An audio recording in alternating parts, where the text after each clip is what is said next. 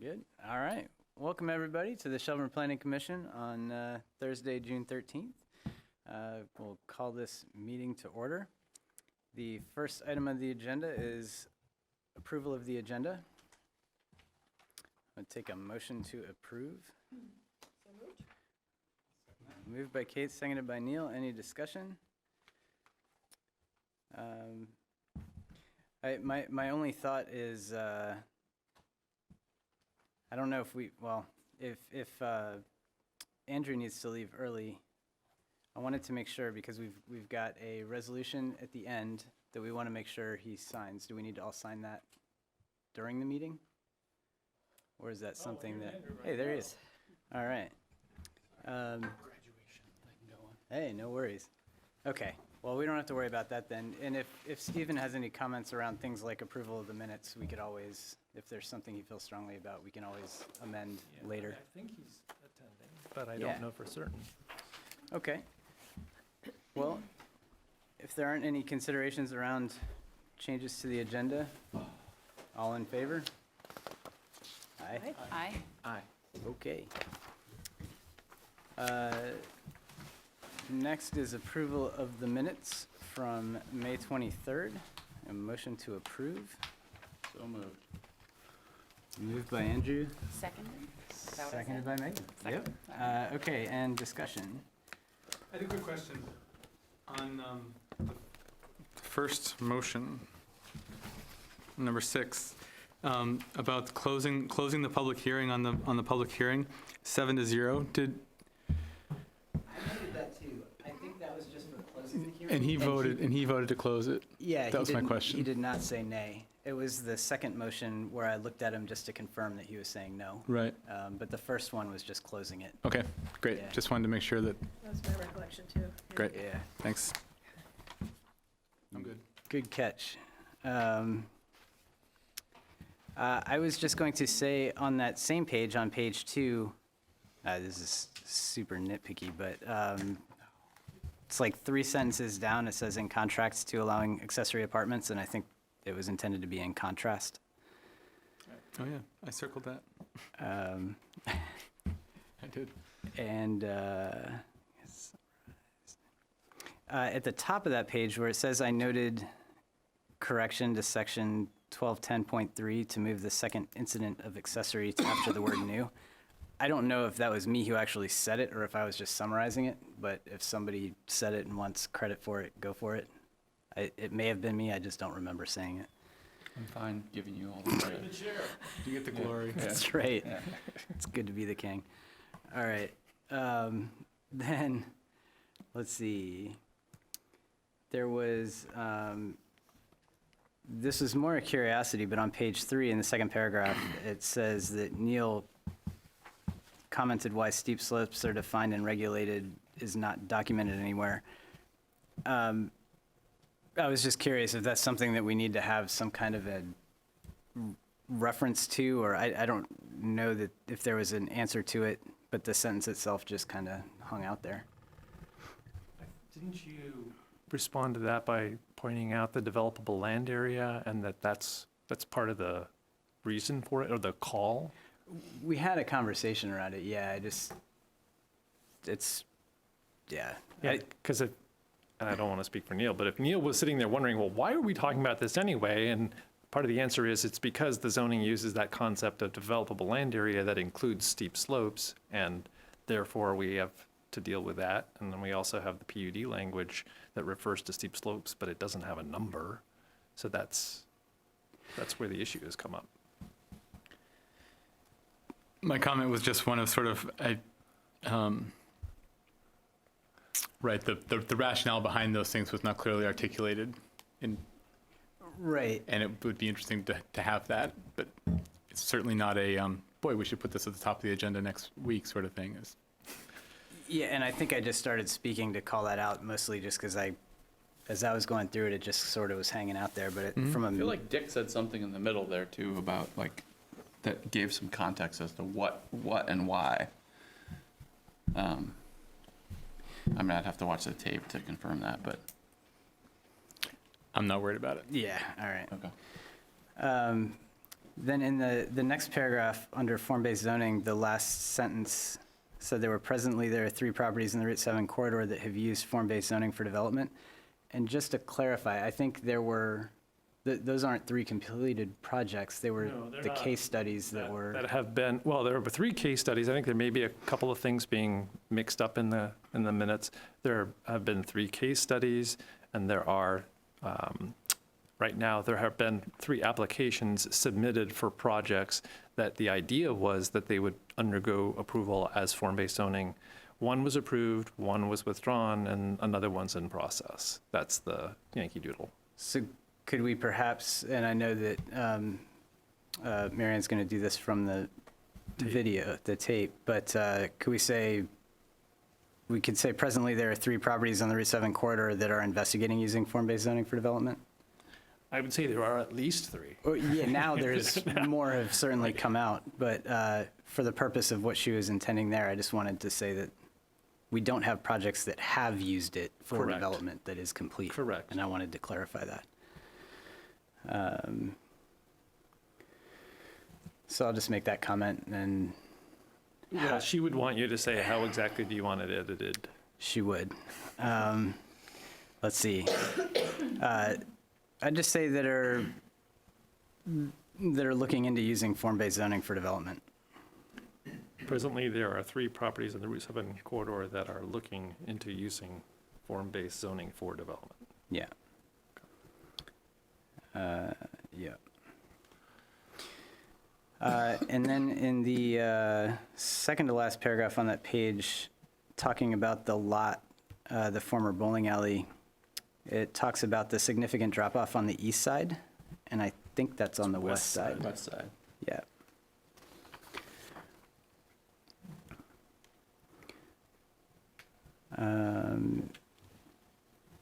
Yes, and my other comments aren't specific to meeting minutes. So any other comments around the minutes?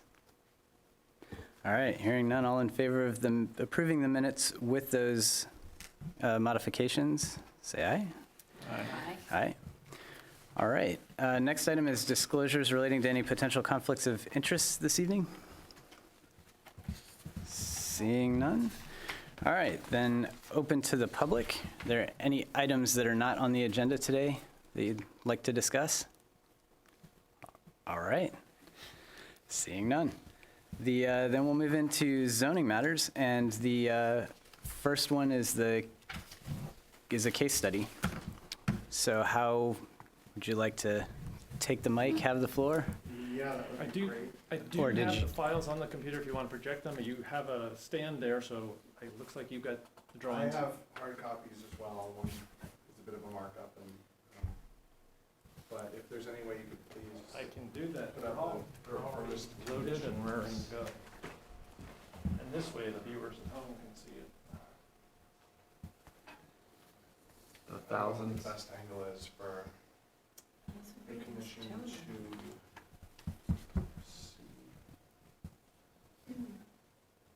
Can you see? I can see that. Yeah. I can slide over here.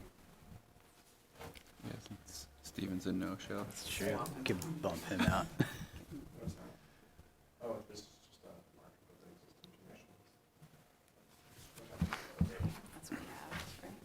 Mm-hmm. All right, hi, I'm, Oh, yeah. Oh, right. It's right there, Mike. is it detachable? It is.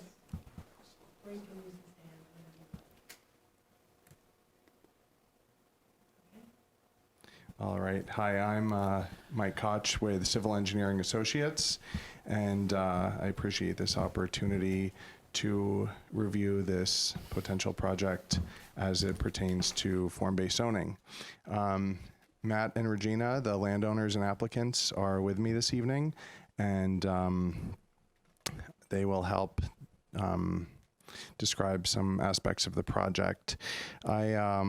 I guess, Matt, do you think that you could talk about a little bit about the intent of the housing that we're looking to put in here? And then maybe I'll do a bit of a permitting overview, and then maybe we'll circle back and Matt can talk about a couple of limitations of the existing structure and its location.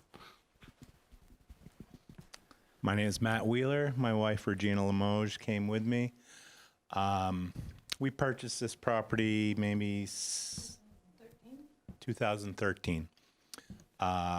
We have other properties within Chittenden County. My wife, Regina, she works full-time managing our properties as well as in conjunction with some of her sister's properties. So we're not new to the landlord business. We certainly don't have, large complexes, but we offer low to medium income housing. We purchased this property, existing building abutted Shelburne Road. You can kind of see it on the map here. It's a 5-unit. Most of the units, well, I think there's 2 one-bedrooms. I have the list here. 4 one-bedrooms and 1 2-bedroom. 4 one-bedrooms and 1 2-bedroom. The average rental rates for the 1-bedroom are around $800. The 2-bedroom we currently get $1,150 for. That's just an example of the incomes of these rentals. So when we purchased the property, it was in a pretty dilapidated state. We threw quite a large sum of money out of our own pocket into improving it. Some of the major improvements, we replaced all the windows, made everything more energy efficient. It originally had a central boiler. We separated every apartment so they had their own heat and electrical, and we did some inside insulation, some roof improvements, as well as all new siding around the building. So we knew that we were on the Shelburne Road corridor, and one of the reasons why this property was appealing, we thought perhaps we could get another building or 2 out of the property in the future to kind of sustain what we do and hopefully fund retirement someday. I just wanted to give an overview of some of the existing conditions. I created this markup here, which is a markup of what's up on the screen. And the property is located on Shelburne Road, just north of the Dutch Mill property and sort of across from Rice Lumber property. On these maps, north is up. To the east of the property is Monroe Brook. You can see that that's highlighted in bright blue on this markup. And next to that, you have the FEMA floodplain, which is highlighted in bright green. And then there's a pretty small size class 3 wetland that's highlighted in dark green, just as a reference point that's a natural feature that we're obviously trying to avoid any impact on. CEA started working on this project, and we started looking at conventional zoning to try to see what the possibilities were for adding some residential units to the property. And the first thing we looked at was conventional zoning, and based on the density in this mixed-use district, which is 10,000 square feet per unit. There are 5 existing units. That brings us to 50,000. The property in total is roughly about 177,000 square feet. So the 50,000 mark puts us quite a ways back. And more importantly, really, unless we put this in a PUD, we could only have 1 primary structure per lot. And if we were to subdivide it, we'd have to start 50,000 feet back, which limits things. So we started thinking about possibly putting this application together as a PUD and realized that the front setback requirement is 50 feet in the mixed-use district for properties over 1.5 acres with frontage on Shelburne Road. And we talked to the dean and we talked to Revy about this, and there, one of the things that we mentioned was the possibility of moving the structure, and The existing structure? yes, the existing structure.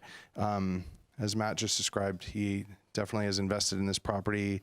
I just wanted him to talk about some of the challenges that might be incurred in the process of possibly moving this structure.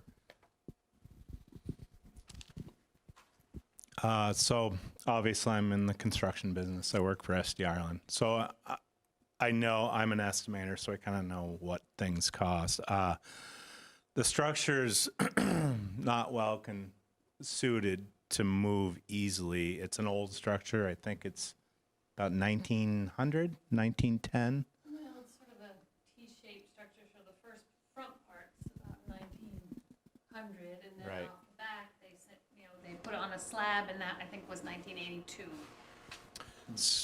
So the structure has been added onto, so it's not like you can just pick the structure up. It's kind of at two levels. It's not well connected, so that's quite a challenge. Plus, we've invested quite a bit of money as it stands now, so cost benefit we're obviously upside down, but so it's cost prohibitive as well. So our goal tonight is we wanted to, try to follow form-based zoning as it best reflects the most current policies that the town has in place to achieve the town plan. And we'd like to put in place a project that's the type of product that's intended for this district. But we have some site-specific conditions that we would appreciate some of your guidance on. The existing building is not form-based zoning compliant, but in our opinion, it does meet the intent of the rules by being close to the street. There's an unusually wide right-of-way in this area, which definitely adds a bit of challenge to compliance. Normally, the right-of-way starts at the inside edge of the sidewalk. Here, it definitely starts closer to the face of the building. I would say that a layperson walking down the street would probably think that the setback of the building is somewhat proportional for this area. In terms of other buildings to the north and the south, you can see they are relatively close to Route 7. The existing building, there are really three options that we can think of to try to make it more form-based compliant. One of them is moving the building, which Matt just spoke about the difficulties of. One would be to tear it down, which doesn't really seem like a good investment given the fact that the applicants have invested in this property. And the third would be what I'd like to talk about and get some guidance on would be the possibility of allowing for some waivers in the form-based zoning for existing structures.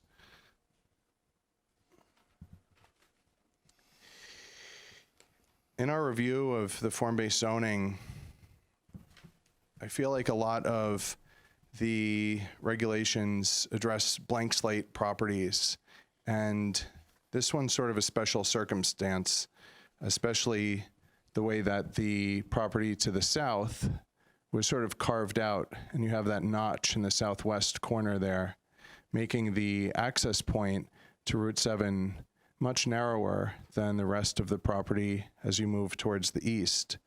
I'll talk about some site-specific constraints on access in a moment, but I guess we would hope that maybe the Planning Commission could offer the DRB some guidance in giving them the ability to allow existing structures to possibly be waived of some of the setback requirements, especially considering the fact that this building is in the character of some of the surrounding area.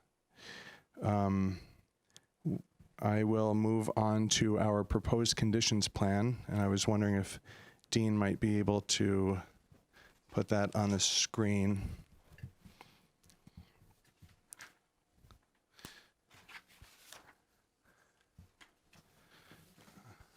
I have another hard copy of it here, which is exactly what you see on the screen.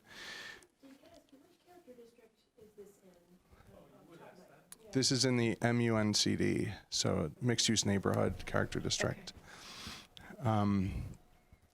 This is a proposed sketch. It's mainly a drawing that we wanted to bring to use as an exhibit during this discussion. As you can see, there's the existing building on the west side, and we also have a proposed 9-unit building, which is located off of a proposed access road along the north side of the property.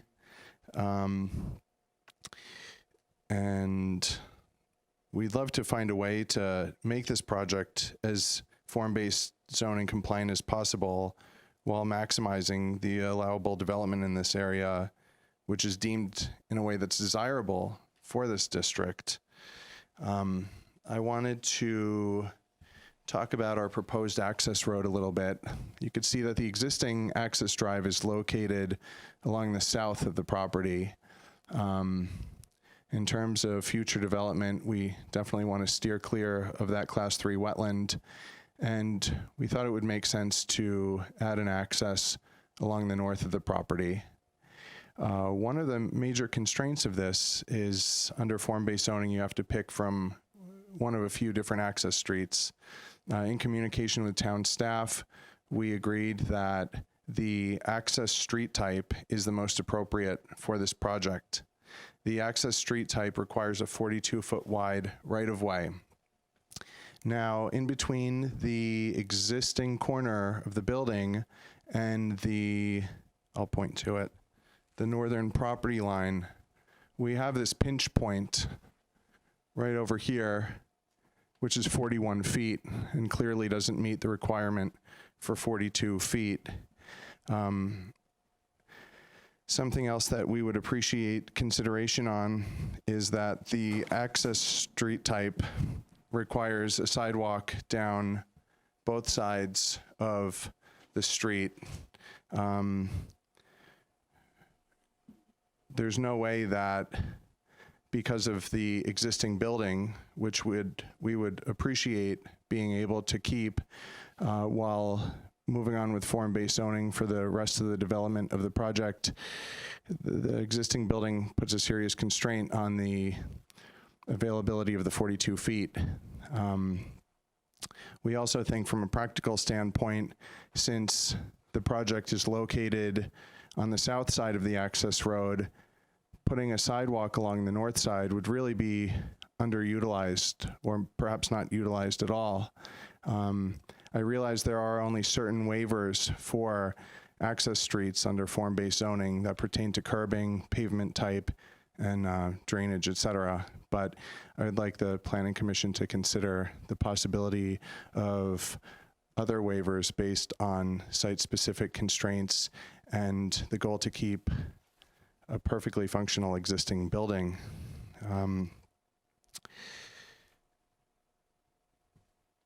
And the other question that I had, or talking point, is while I couldn't find where it specifically mentioned this in form-based zoning, it appears that each building is to be on its own lot. And I just wanted to see if there was some way to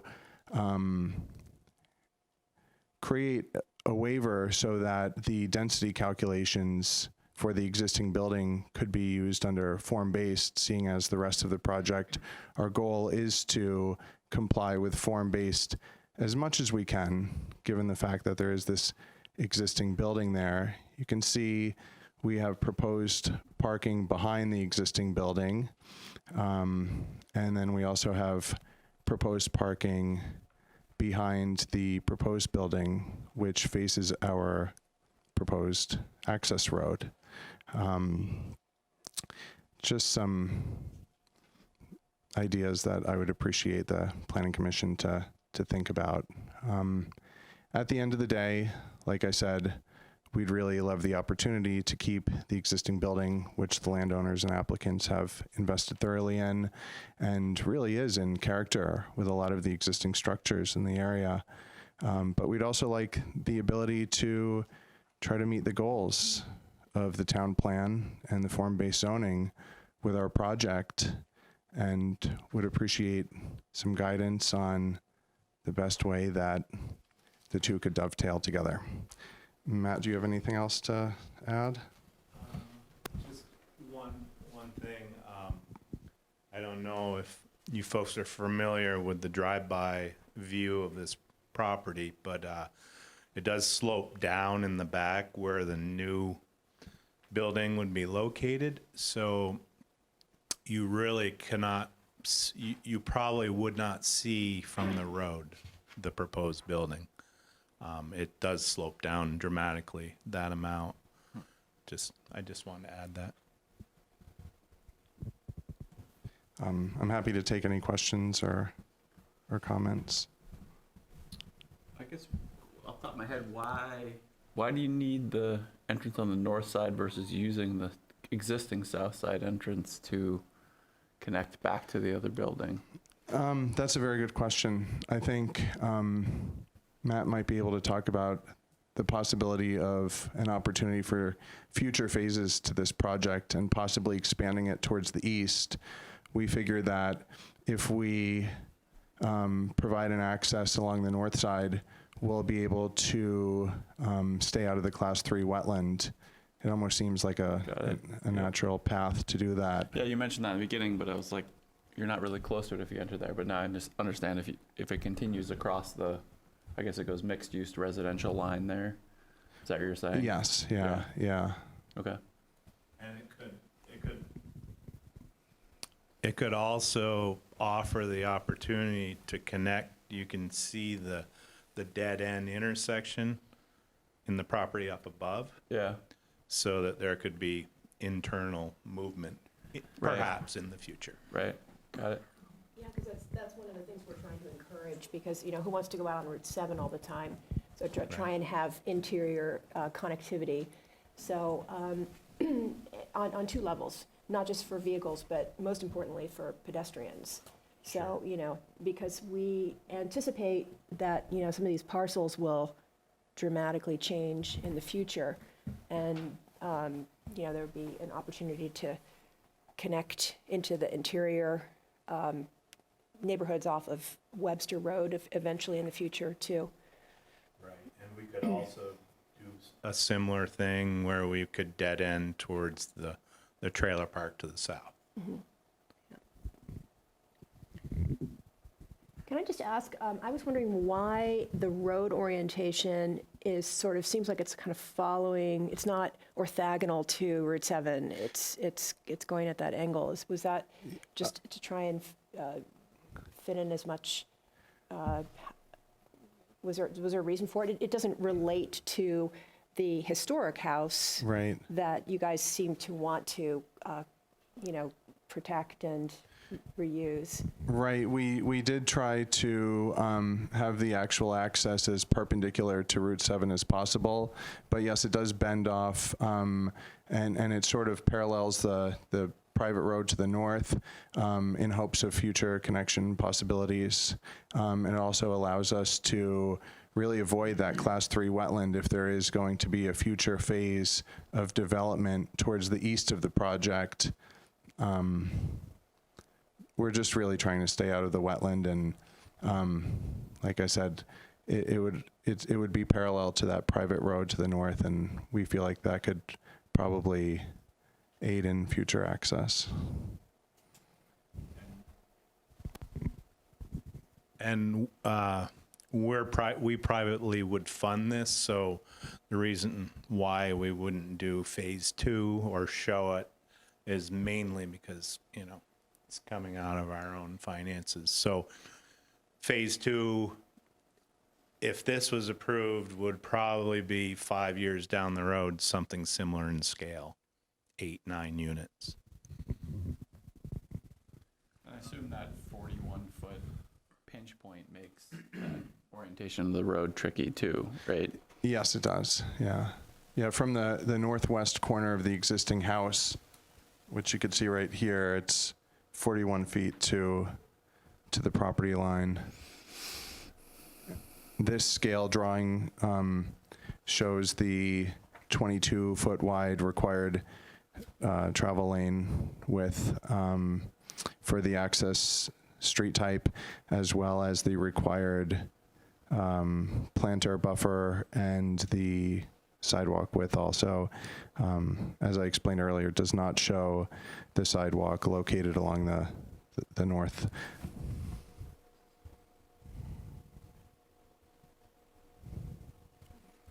Would the entrance on the south side of the property below, south of the house, would that, it's like a gravel entrance curb, that remains? No, that would disappear. that would disappear Okay. and be landscaped. So that's why the parking on the east side, I guess, or west side of, those parking spots are for the existing house, the other parking's for the new house. Yes, the parking on this drawing here, as well as that one, located in this area, is intended for the existing house and is trying to be as form-based compliant as possible, this being the primary road with the parking located to the rear of the existing structure, and then this being the primary access for the proposed building with the proposed parking to the rear of it, trying to orient the parking in as best we can to be in compliance with the goals of form-based zoning. Got it. Can I ask a question, just Peter, whoever, just in terms of the requirement with regards to the existing buildings, what's the history and context of that? How do existing buildings kind of fit in? How is it envisioned that existing buildings fit into the form-based zoning? Well, that's a weakness of the code as it exists right now. We did work on that for the revisions. Is that part of Brandy's Yes, piece? Okay. a kind of like, there was always envisioned a kind of path to compliance, because we know we're starting with a lot of non-conforming properties. Right. So, I have some questions are sort of bubbling up for me too with this. Isn't there also an incentive, like across the street is Rice, and there's some incentive for them to maintain that house, right? If you maintain historic properties, you get more density, so Right. it seems like, I don't know that this is considered one of the historic properties. Landmark properties. Yeah. so it's old But- but not but cool, old enough, like, yeah, all right. Yeah, but could it be, I mean, what's the process for getting that determined? Because, Well, I suppose if you amended the list, I think there was some input from the HBDRC on which properties should be included. I guess one approach would be go back to them and ask them, do they think that they could recommend this one, or? And would they have a problem with the structure that is, 1900 as part and 1980s? I mean, it seems to me the piece that's facing the road is the historic piece, which is Yeah. part of their vision of maintaining a kind of, But I think that the historic designation would help in that it would add even more development potential. Yeah. It Yeah. provides that Absolutely. density. And maybe that by itself would be enough to change the economics, but well, I was just thinking about that. It's like, seems strange that on one side of the street, we're trying to encourage this building, you get more density here. This building's not worthless, but, yeah. well, it also. something you have to work around versus saying, of course you want to keep the historic And it can older building remain. that's facing the road. The issue that Kate's pointed out is that the first version of the zoning regulations, form-based zoning, didn't spell out how a developer could both keep the building, because you can keep the building and still do form-based zoning. There's no incompatibility there. It's kind of assumed that you would draw a lot line, but it's not spelled out that you would. And it's also not spelled out that you could treat that existing building like a form-based zoning building, which has much higher density. Their problem is that until there's language that makes that really clear, that building consumes so much land. Now, the improvised solution that isn't spelled out anywhere is something that we were advised by one of the authors of form-based zoning, but it's all we can do is tell potential developers, We've been told this is one possible approach, and that would be that they come up with a plan, and their plan shows 2 buildings. It shows the new building, and then it shows something where the existing building is, and it says at some future point that building will come down, and it's going to be a form-based zoning building. And if you do the math on the real proposal, the concrete proposal, and the more abstract one, there's enough density, there's enough room, enough land. And if the DRB was comfortable approving a project that has this concrete element and this kind of squishy conceptual element, they could give the project their blessing. That's not spelled out anywhere, but it has been suggested as a possible approach. It's just a tough thing for a property owner to move forward on because they just don't know. It's Right. not spelled out anywhere. Right. And that's the issue that Brandy's proposed language in 2206 was meant to address. It was meant to give clarity to someone so that they could look at the existing building and treat it as though it is a form-based zoning building for density purposes. And that's something we're proposing to vote on and push forward. It's in the drafted amendments. Right. I think the first step is for people to refamiliarize themselves with it. We have new members who Right. it's new to, but I'm yeah. just thinking about in terms of the specifics of this project, right? So Yeah, if they hold for a second, we fix some language that's sort of in their way, circle back. I mean, I'm just trying to figure out a path forward here that would be amenable. it's like I've said before, there are things in the work that Brandy did that would help people Yeah. right away. Right. I think that 2206 is a section that would help. Got it. Okay. But there are things like waiver, there is some ability to You're the waiver guy. modify the street types. And it's a little bit, I think if someone argued very, very strongly that the words do not say that you can reduce the width, maybe I don't know which way the DRB would go fundamentally, and it would be more helpful if it was an explicit allowance in the waiver. Right. And that's part of the waiver structure with criteria that we need to eventually put together and. Well, there's already a waiver section, there's already a in waiver the form-based allowance zoning for, part. there's already a waiver allowance for the street types, and then there are certain things that are spelled out as the types of waivers to street types, and it's not explicitly mentioned. So another thing I was wondering about is the amount of parking that's there. One of the things we were really hoping to do with the form-based code was reduce the parking. So I was wondering if any thought had been given to maybe some street parking to eliminate a couple of those spots, which would give you a little more space to, manipulate where the building goes and ideally have a larger footprint building. I mean, Yeah. that's what we're trying to go for too, so. There is a different street type which does, I believe, allow for on-street parking, but in the discussions I had with planning staff, this one was deemed for the scale of this project the most appropriate.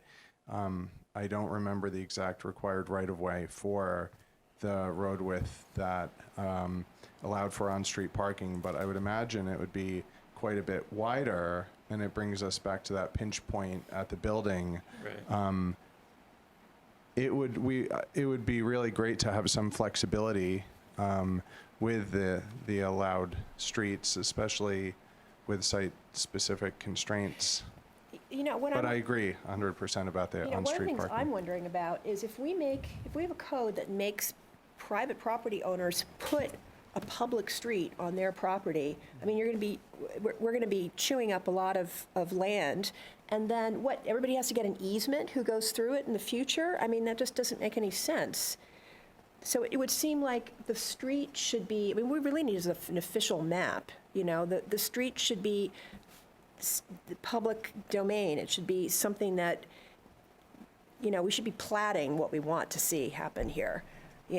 Not leaving this up to chance. I mean, I just don't know how this is all going to fit together if we don't really specify what we want to see happen. Shelburne doesn't have a history like some towns do of telling developers whatever project they do, that if they're making a street, that it shall be turned over to the municipality. Some places do that. Shelburne's never been one of them. It doesn't mean that the policy couldn't change. But I think. I just don't know how you get connected streets otherwise, because otherwise, I mean, we have regulations that just incentivize cul-de-sacs everywhere. You know, I mean, that's the logical conclusion of that sort of policy. And I think some of you will recall that the form-based zoning's regulating plan does attempt to go towards like an official map with those roads, parallel roads, and that proved to be very controversial for the neighbors who said, we're never going to develop. What do you mean that the people next door are going to be building a segment of a future street? And it could be possible, but the work that Brandy did resulted in some of that coming off the map because it was so controversial. Well, I mean, I don't know how we're going to urbanize in this area if, in the ways that we envision, if we don't have some sort of agreement about that. Mike, do you want to talk, I mean, the idea of connecting to the north is something that's come up in meetings. Do you want to talk about that? And I mean, of course, the neighbors to the north would have to be agreeable to that, and there'd have to be access easements and cost-sharing agreements in place. And, the other thing to think about is in 50 to 100 years, will the land be worth so much that those single-family homes to the north, will they be redeveloped into something different? And how will that tie into future access? I think that that is possible, and we don't have the crystal ball to see what property values will be 50 years from now, but it is something to try to be open-minded about. or maybe in terms of redeveloped site, the site to the south would be a more likely candidate than those units. The problem to the north is it's a private roadway, and you have issues of maintenance, and you have issues of did they build it to municipal standards, and you want to start putting traffic on that could break up the road in the future. What is that little stub? Do you know from talking to them why that was stubbed out after the last house on the south? I mean, I would assume it's a hammerhead, but Dean might have some more knowledge of the history of that project. Well, I think there was some consideration given to the prospect of future connection. The person that developed that project, I'm trying to recall if he died shortly before the approvals were granted or shortly after, and then someone else came in, and there was a bit of it was a bit unsettled when it was finally done, but it was something where it wasn't as explicit as maybe it should have been. Like with some other projects, there's a right-of-way or a connection that's established all the way to the edge of the property. I mean, I think there are two issues. One is just basic connectivity, and the other is whether or not some connection must be a street that would be maintained by the town. This group, I think, has made it known that it likes the idea of connecting parking areas, which is something that South Burlington has done along Williston Road and Shelburne Road, and that certainly helps because people don't have to go out onto the road if they're just going to go to a business that's next door. Lee has spoken, I think, on numerous occasions about how that approach has been used in Manchester, where it doesn't require making anything public. It requires the development regulations to tell the property owners, if you're developing this site, you have to make an allowance so that people that could leave your property and go next door without going out onto the street.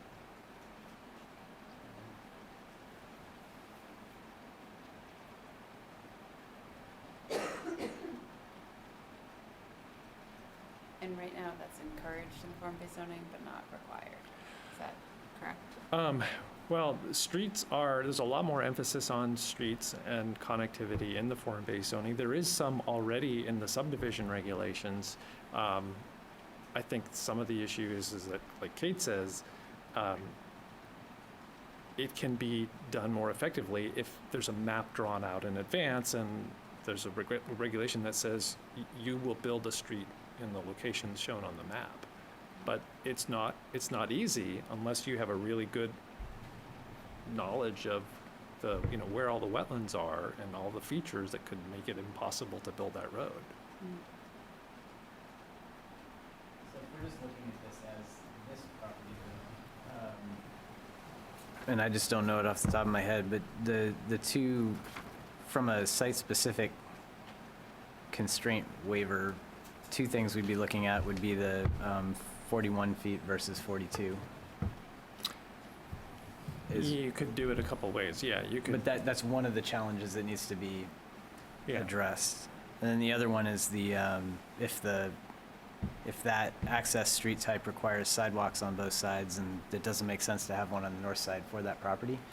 You'd mentioned that there's a waiver framework in Yep. the street types, which we can dig into. That's the part I just don't know off the top of my head. But I'm wondering if that would give us the leeway we would need, or the ability to grant that, or is that something that we would need to, or perhaps that's something that we need to address the language? Yeah, I mean, I think that it just comes down to whether or not you're going to have small waivers or very limited scope waivers in a bunch of different places, or you're going to have a more broad waiver in one place. The waiver section is 2207, and I'm just wondering whether or not Randy's proposed changes.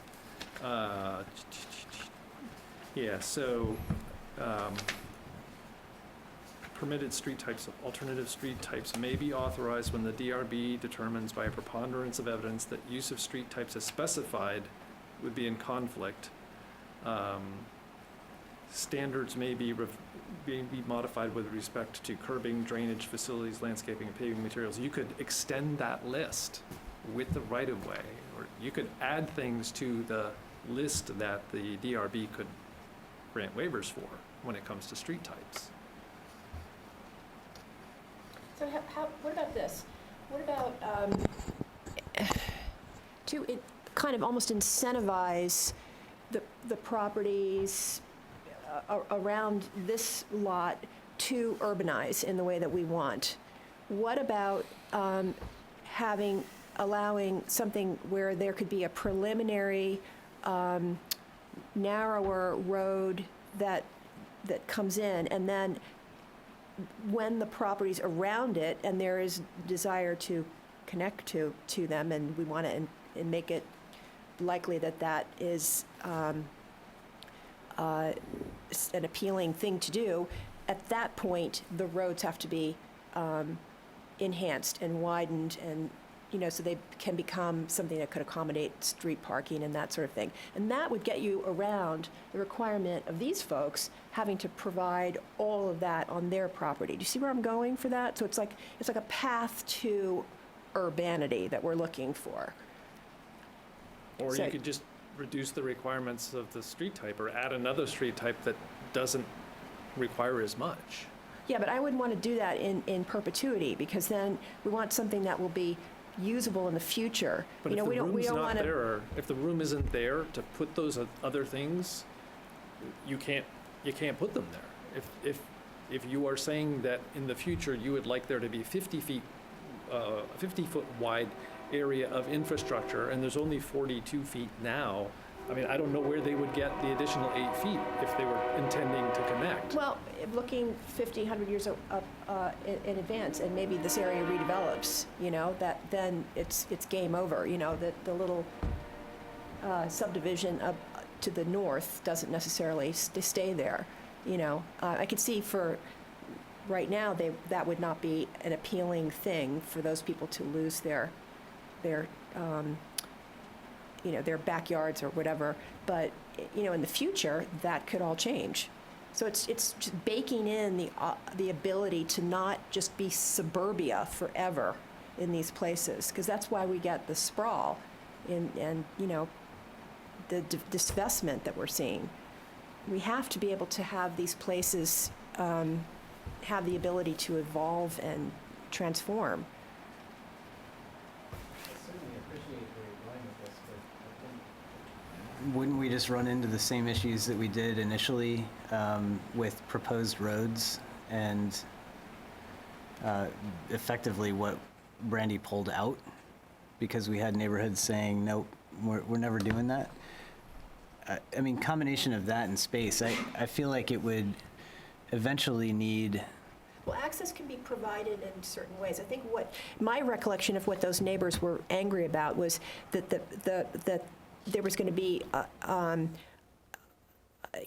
road built for future conditions that they were not interested in having at that scale was going to be required. What I'm talking about is, could you start with something small and then it has the ability to evolve if circumstances change? I'm wondering if that's a way that you could start with. which if I'm following would effectively mean that you couldn't do anything with that space ever, What do you mean? unless it were to be used for a wider road or something. Like, you're basically saying that, I think what you're suggesting is that, like a proposed development would require wide rights of way that may not be used for 50 years or something, but you want to be able to maintain that connectivity, the potential connectivity to area properties. And if you do that, then that right of way, I mean, you wouldn't be able to develop on it or do anything with that space. I just see that as a major point of contention from proposals for development, because they'd be, I'm hearing the arguments to say, well, that's going to be a sidewalk to nowhere, or that's not going to happen for multiple decades if it ever does. And we've been faced with those before, and they're not wrong.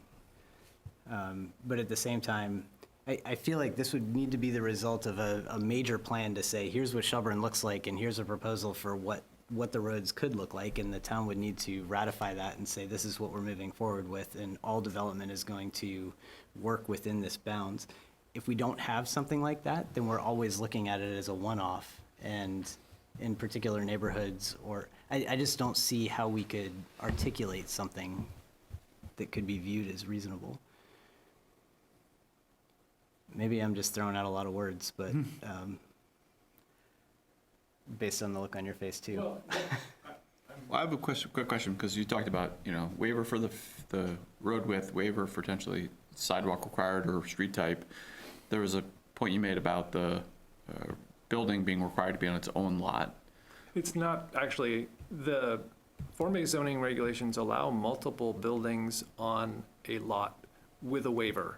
Okay. Now, the thing that's I not. was just trying to understand the amount of waiver, so the potential, that's 3. Yeah, but the areas. thing that's not clear, and may require some work done on Brandy's text even, is that is meant to, or does include 2 buildings, one of which is not a form-based building. The way it seems, at least initially, is that you can have, it's this assumption or this bias in the regs for a clear site. And the developer would say, we get that the form-based zoning has this preference for buildings on lots, but we don't want to have multiple lots. And it says here that we could have multiple buildings with the waiver granted by the DRB. So, hey, DRB, would you give us a waiver? We don't have to put a lot line. And they would say yes. The thing that's not explicit in the way it's written now is that the DRB could grant a waiver for a form-based building and a non-form-based building. And that's the situation we're in. And so maybe part of the solution, or at least something they consider, is that if there is a path to have already built buildings classified as a accepted building type.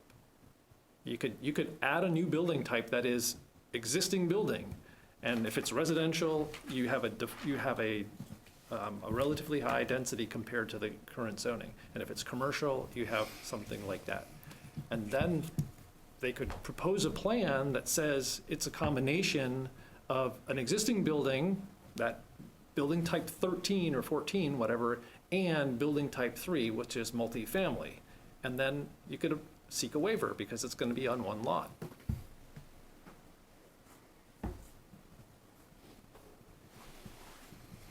On that same theme, I guess, the idea of the structure or existing structure, or part of that existing structure being considered historic, would also ease that, the constraints on keeping that existing building. So there's sort of two approaches there potentially.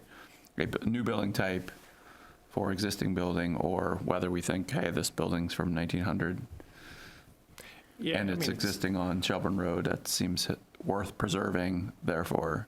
But even if it's not historical, I mean, it's like, we don't need to cut off our nose to spite our face. I mean, it's there, it's useful. If we can, providing low to medium income housing, which is a much needed Goal. product, I would argue. No, it's a goal. Yeah. Yeah, I am intrigued by the idea of adding a building type called like existing building or something where you can have rules around it. Because we're not, I mean, this isn't development in a vacuum. We can't assume that any lot that's going to be developed under form-based zoning is going to get raised and redone, and there aren't too many greenfields. And some buildings will be raised, I'm sure. Sure. Some derelict buildings in the corridor, but this isn't one of them, and it would be really great to be able to preserve its existing use, which is in conformance with the current goals. And like I said, we would really appreciate some discussion, and perhaps things will, allow these types of structures to continue to exist and provide their current uses alongside proposed development that does meet the intentions of form-based zoning. Yeah, definitely appreciate your time for reviewing this. I think this is going to feed really well into our discussions as we try to figure out how to make form-based zoning more approachable. Can I ask one more question though? Yeah, so obviously one of the big issues we're facing in the town too is stormwater and mitigation. You've got this wetlands right here, Monroe Brook is right behind it, which is impaired. So how much like LID kind of stuff are you looking at? Are there ways to deal with, pervious parking or other things you're playing with? There are ways to treat the stormwater. We didn't go into that level of detail of design until we presented this to the commission and try to get some feedback and the wheels turning a little bit for the goal to permit this. And I think another question that I had was, typically, I believe form-based permitting is a two-step process, whereas subdivision is a three-step process. And I just wanted to see how, if perhaps subdivision may or may not be required, how does that fit into the sequencing of the permitting? Glad Mike brought that up because it's one of the things on my list to go over because it has come up in other conversations with developers. So there have to be, I believe, 10 lots for it to be considered major. So it is a subdivision currently, but it would not be a major unless it's very large scale. That's one of the questions that the Planning Commission may want to ask itself, though, is whether or not there's some way to simplify the subdivision process. The way I remember it is that there had been some thought given to making projects that go through form-based zoning exempt, but that wasn't the decision in the end. I think that something that commission might want to consider is to take multifamily, basically apartment buildings, out of the definition of subdivision. So it would be excluded, and then there wouldn't be that unless there's actual subdivision of land. But the trigger for subdivision, at least in part, is that it's an apartment building, and that falls within the definition of subdivision. We don't understand that. So even though there's no addition of a lot, just because you're building a multifamily building, you have to go through the definition of subdivision process. Includes And apartment buildings, what is elderly the- housing projects, shopping centers, things. So it includes things that are not splitting of land. Why is that? It's a. Sorry to be it's asking sort of stupid questions, No, but- it's kind of a historical artifact. I think that probably the easiest to understand explanation for it is that there are some places in the country where subdivision regulations are adopted first, and they may be the only type of land use regulation. The community may have subdivision regulations, but not zoning regs. And having subdivision regulations include a review of things like apartment buildings and shopping centers was politically acceptable, and it gave the community some review. And Vermont is a place where it was really more the opposite. A lot of communities had zoning first, and then when they adopted subdivision regulations, sometimes they used these models from places where subdivision was the main form of regulation. Shelburne, that part of Shelburne's subdivision regulations has been around for a long time. So I think it probably stems from the fact that it was something that was in a model subdivision bylaw years and years ago, and nobody stopped to think that once the zoning regulations or having zoning regulations made it not necessary to include them in the definition of subdivision. Interesting. Okay. So, one thing that we could think about doing when we started to talk a little bit about building types is expand housing building types. And one of the things I personally am very interested in is this idea of missing middle housing, which is, what you were just describing, Dean, one of the outcomes, unfortunately, has been that, we have either single-family housing or we have everything else is treated like a kind of form of commercial development. And so we ended up with single-family housing or basically apartment buildings. And, there's an in-between, which I think if you look at you can great examples of it in Burlington, which are duplexes, triplexes, various types of multifamily housing.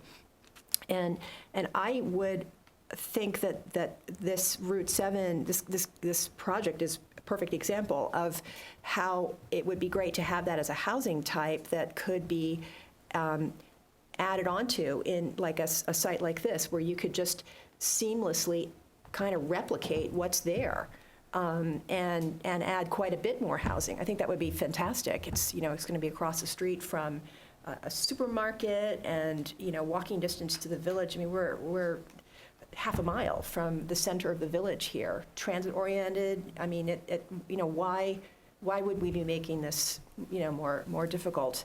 So anyway, I think you've given us a lot of ideas for how we can sort of tackle this from the very super complex and probably very difficult to pull off, like the road thing I was talking about, to something that's more straightforward. Just reframing how we understand this. Before the commission leaves this topic, I did want to mention there's another property owner, Bob Gauthier, who has been having conversations with us about this, about using form-based zoning, and I won't bother to pull it up on the screen unless somebody wants to see it, but it's very similar to this issue, but it's in reverse. It's a property, the T-Bird Motel property, that has a building close to Route 7, and it has a building behind that, and they are, and it's an area that will have its frontage zone requirements, and they are prepared, or they're examining buildings, new buildings that would go along Route 7, but they have a building in the rear that they would like to keep. And they're having the same issue, the issue of, is there a way to make that building a form-based zoning building, and then you can reap the benefits of the density that goes along with form-based zoning? Or would they be in a position where they have to tear it down, and the building was built in 1985, and this email that I got from Bob this afternoon is like, basically he's saying it would be a sin to tear it down. So anyway, another property not very far away, just south of this, same principles. So I thought they might be here. They may actually request the opportunity to come to the next meeting, but I had said that I would attempt to communicate some of his ideas.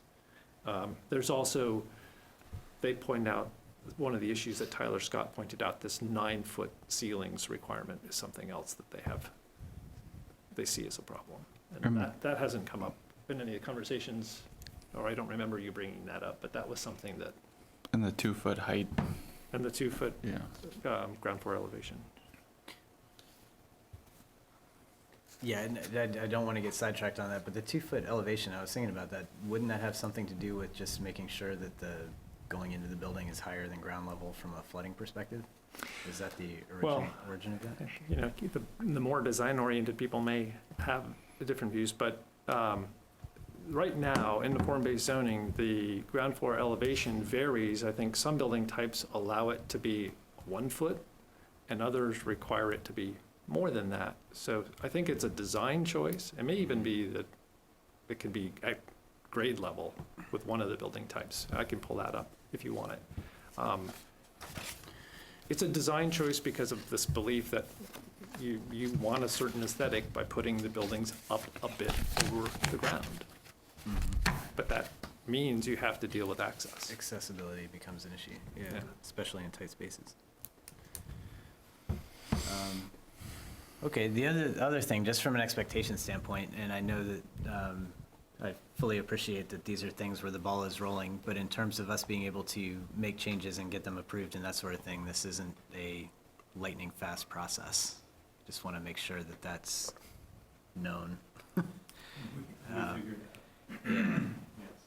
But we've had several issues that we're working through, and with regard to form-based zoning, we are looking at making sure that the regulations are usable and that fit expanding existing lots and that sort of thing. So this is all incredibly useful inputs, and if you have any suggestions for how this can be sped up, that's fantastic. This input is a big step in that direction. As we get into the actual form-based zone language and what's going into various amendments.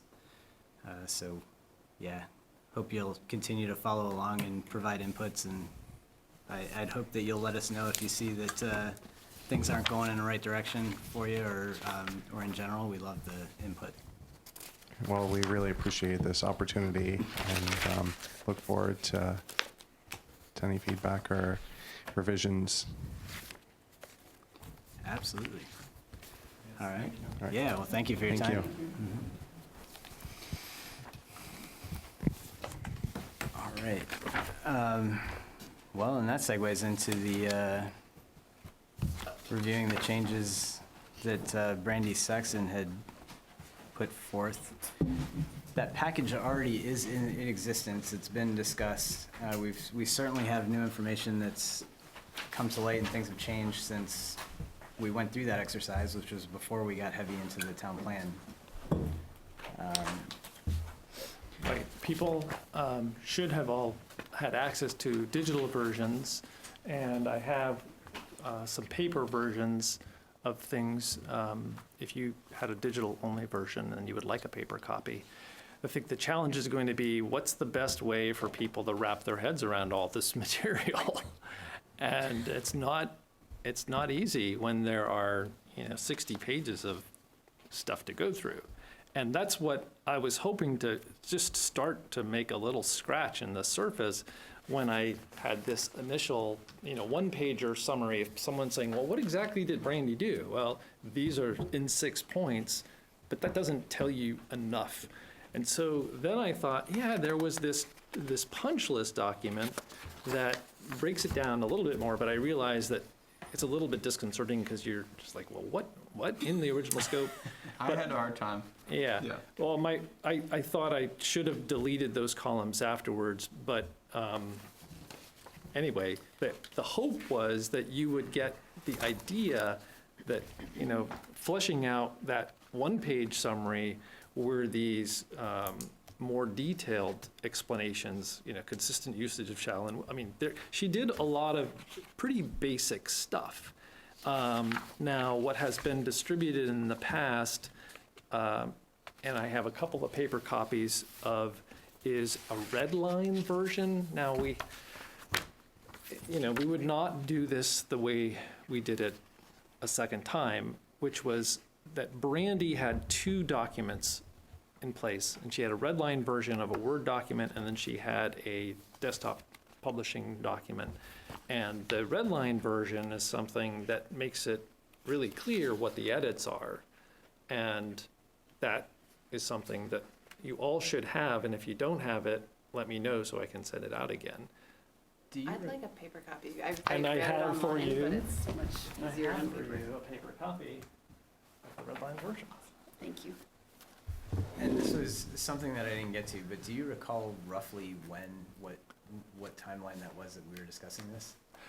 When was the work being done? It was I was being, just trying to figure out what packet to go after to find the, oh, well, I can determine that. But we mean when it was resent, and it was probably, Around like November of 2017 or something, right? well, I think, but Oh, it's so- been redistributed since then. Copies have been redistributed yeah, I just wanted to electronically make sure I since was then. looking at the last copy that was not the digital one, so that I could mark it up and not have to print it out again. Like you, I've been thinking about this since Sunday, just how to effectively get our heads around this to really process through it in an efficient way. Could you maybe send out the final one so that we all at least have the same one that we're working with? Because, I mean, Absolutely. I have one that's called like complete final document or something, and it's from like 2017, but Yeah, now so- all of a sudden I'm thinking maybe that's No, somehow so- not the final So it document. was, it was, It's the complete and final. I know. it was just after the holidays that she submitted the final document. Right. So that is, so the document didn't change after that. Okay, because it came, there was like an amended version, and then the final one came. And I think it's called final document, so that's what I've been assuming is the final document. But, Yeah, that's Okay. a good, but if you That's could, not if the you red could line. verify that, yeah. What you're referring to is the desktop version, the laid out version, it which was like something that I downloaded from Google Docs. This was a while ago, so. downloaded from Google Docs. Yeah. Oh, well, so, but Okay. you've been, okay, so we'll just deal with this to make sure everybody has the Okay. absolute versions. Yeah. And I guess if, It's like a 62-page PDF that That there was a sounds link right. to it on, yeah. and it's called like final complete version or something like that, so. Yeah, that I don't Okay. recall. But we will send that out and make sure everyone has access to it. The challenge, though, is still, how do you wrap your head around all of that material Yeah. without just you making it mind-bendingly dull? And I think some of what people were maybe starting to latch on is if, as you heard from more and more developers, who we could turn to specific sections, like I did before when I said 2206 is the new language that Brandy drafted that would make things clearer for redevelopment sites like this. So maybe that's a place to turn to. I'm not sure. And then 2207 from a waiver. 2207 is waivers. I also don't know whether or not the thing to do is to just bring people to what are one of the most important sections, and that's the building types, and look at the building types and see, oh, this is where, for this particular building type, that 2 to 4 foot ground floor elevation comes in. And if you made that 0 to 3 or 0 to 4, that basically it could be a grade, but as much as 4, then you would be making some folks happy because they wouldn't have to be dealing with this elevation issue. And what were the recommendations that we followed to go with what we have now? Was it copying other towns, or is it something internally that someone wanted that higher grade originally? There were just, there were tons of, literally thousands of decisions that are embedded in this, and I don't know whether every single one of them was explicitly considered, but the town was working with the consulting team that had a guy who's based in Vermont and the 2 people from Massachusetts, and they would come to meetings, they prepared text, they heard things, made recommendations, the commission reacted, and then they kept going through the document. So I don't remember whether or not there was much discussion of ground floor elevation. Okay. There was a little bit, and so one of the distinctions that was made is that, we're trying to go with more traditional development types, and, commercial establishment stores and so forth are usually at ground level. But housing is usually, there's usually some, historically, there's been some steps up to it. Maybe there might be an English basement. I mean, you can sort of imagine, or there's a little bit of a wall and a front yard setback. There's something that signifies this is a private establishment, and there are thresholds that are crossed to arrive at, the front door. Whereas a commercial establishment, you want somebody to just be able to walk right in. You don't want to impede them at all. So that was kind of where that came from.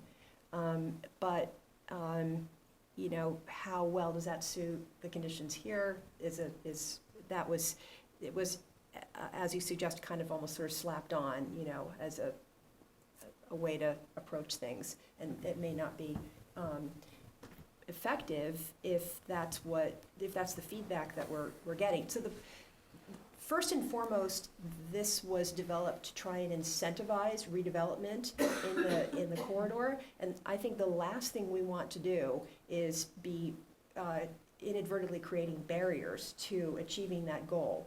So I think that there has to be some flexibility about how we achieve the design elements, and we historically people who had issues of access, they didn't really have any legal standing in our society. Now they do, and we think very differently about that. So that should inform, I think, how we think about these standards as well.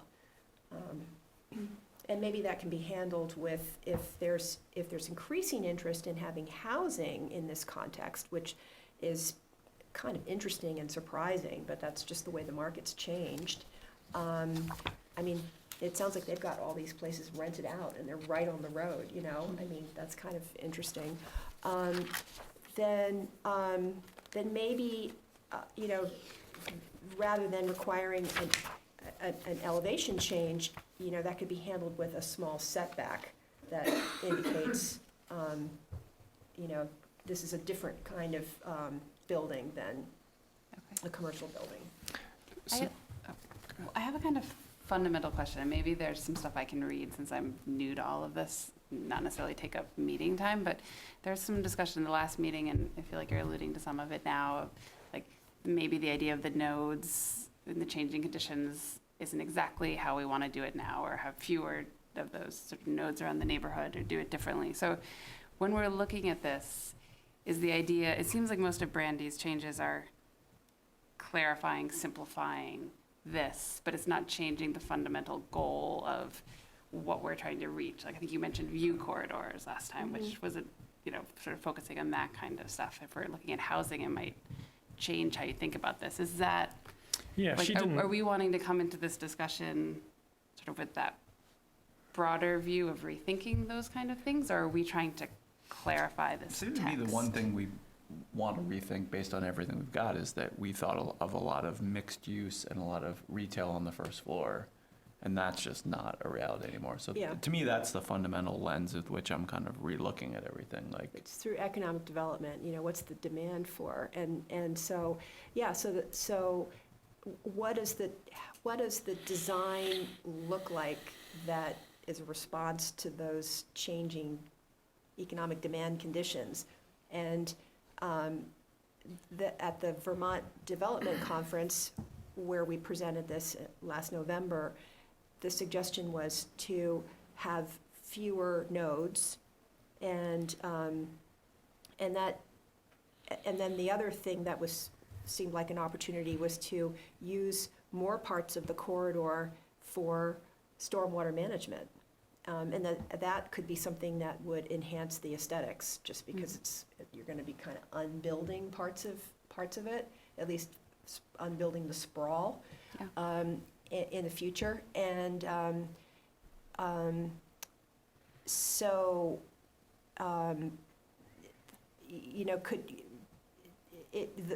if we rethink the nodes, where they're located and what they look like, the regulating plan would seem to change too, which is the kind of big picture, what goes where. Is there a way that the commission can have a little bit of discussion or enough discussion to know whether or not, yes, you do want to modify the node structure And if you do, is it going to be going from 3 to 2 or 3 to 1 and not moving anything? Or is it creating a node in an entirely new location where you'll have to be educating the property owners? It's going to be more involved if you're establishing a node in an area that doesn't have one now. Is there a way to get a read on what you are going to try to do and over how much time you will do it? Because This is a huge debate involving chickens and eggs to me, because when we started talking about nodes, I mean, we have an economic development initiative that's going to be happening at some point that I think would heavily influence that, or could potentially heavily influence that, deciding what we want as a town for certain areas of the corridor to look like.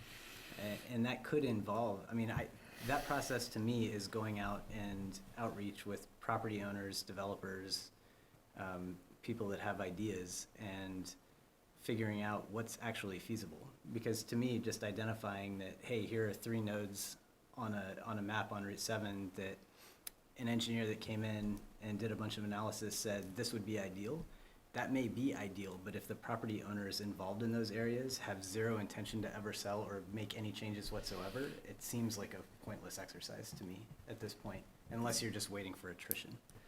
This feels to me like a sort of a two-step process, which is to say that if what Brandy had done in the first place was mostly clarifications and simplifications, and then we've heard some property owners who have had very specific sort of issues that it seems like we can deal with reasonably straightforwardly. Perhaps that's that sort of first step, and let's just do that such that people can proceed apace, and then take another step back and say, okay, at a higher level, how are these streets actually going to connect, and where do these nodes need to be, and are they in the right place, and that sort of thing. Yeah, and kind of the problem, which I suppose is a good problem to have, it's just going to result in some frustration with people who want to get stuff done, is that getting to the building types and street types and that sort of thing. I'll just back up and say what I was going to propose is that the first step, as we've been talking about, is we should take Brandy's changes and work on getting a package together that we can approve and get to the select board as soon as possible, just so that cleanup, all of those cleanup things that she did, that can be in place. It's not going to solve all the problems that everybody's looking at now. But if we did that and... But just real quick, there might be some things that we've identified as problems that could be part of that cleanup process There too, right? certainly could be, and as Sure. we're looking at the cleanup, if there's something that's easy enough that we can do, great, but knowing... Like the grade thing, Right, or right. adding a building type as existing, right? Is that, That starts to get a little complicated, I I think. think all of these could spin off into their own conversations that could take Right. their own meetings, and then that's just gonna delay getting the cleanup amendment sent. right? I would say if we were gonna add anything to the cleanup amendment, it would be, if feasible, some kind of waiver framework that could be somewhat generic, but still have bounds that would give the DRB some latitude to work through some of what is coming through. I don't know if that makes sense. But passing those updates, the next step would be to have sessions to refine concepts based on the feedback we're getting. So having a session on, say, building types, one on street types, one on waivers specifically to see how do we want to address this and move forward. And if we can go through those sessions, and that would really be addressing form-based zoning with regard to enabling some of these projects to actually move forward. And then with all of the results of those discussions could go towards a more full package that then gets approved and sent to the select board. But I'm also looking at this as that second step, that's months and months. Like that's not a short-term thing. That would be every planning commission meeting, we would need to have a session on, say, building types or street types, and one meeting might not be enough.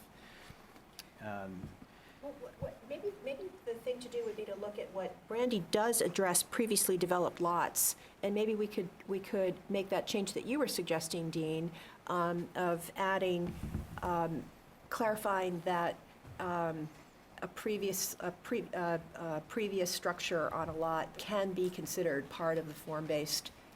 I mean, I think what Brandy has done helps an awful lot with some of the issues that have been raised. So, yeah, so density, yeah, 2206.3C. So this would be prior development approval, applicant may propose to redevelop a site with existing site plan, conditional use, and/or PUD approvals within the provisions of this article. So they have a site, Matt and Regina have a site. Is that task number 12 that you just read? I'm sorry, I'm looking at page 53 of the document as it's been edited by. What does the section mean? I think it's Yeah, so it's 2206.3. 3C. Yep. So that's tasks 12 and 13, I think, on our list. Right, but she did not address those. What? She has not addressed those. Oh. Well, I mean, no, there's there is new language in this section 2206.3 is new. So, but was that substantially complete being a no? Is that hers or is that your note? And that's, I think, this is basically a new section, if I'm remembering it correctly. So, but I can put things on the screen so people can see it. I think that's Sure, what's going to yeah. help. Well, yeah. So,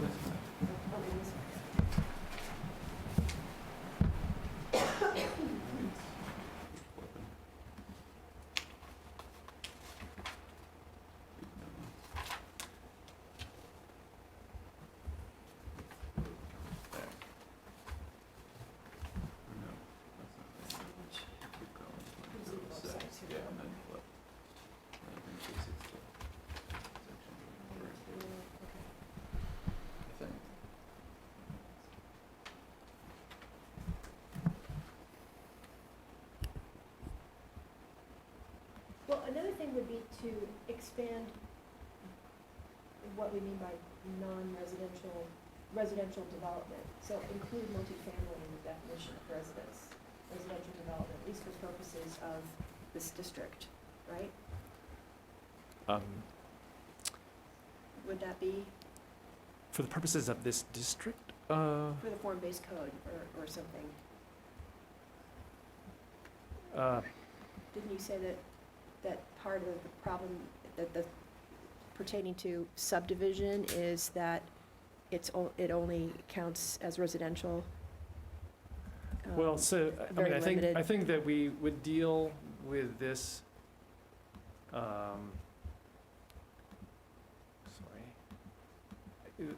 it's modifying the subdivision regulations to clean up that problem, and so that's, I think we can have Okay, a conversation about cleaning that up. Okay, So so a the separate thing I'm thing. referring Okay. to is here, We need to integrate these two things. 2206.3, We need a unified bylaw. where, this is new language, if I'm recalling correctly, where it says that an applicant could redevelop a site that has an approval on it, and,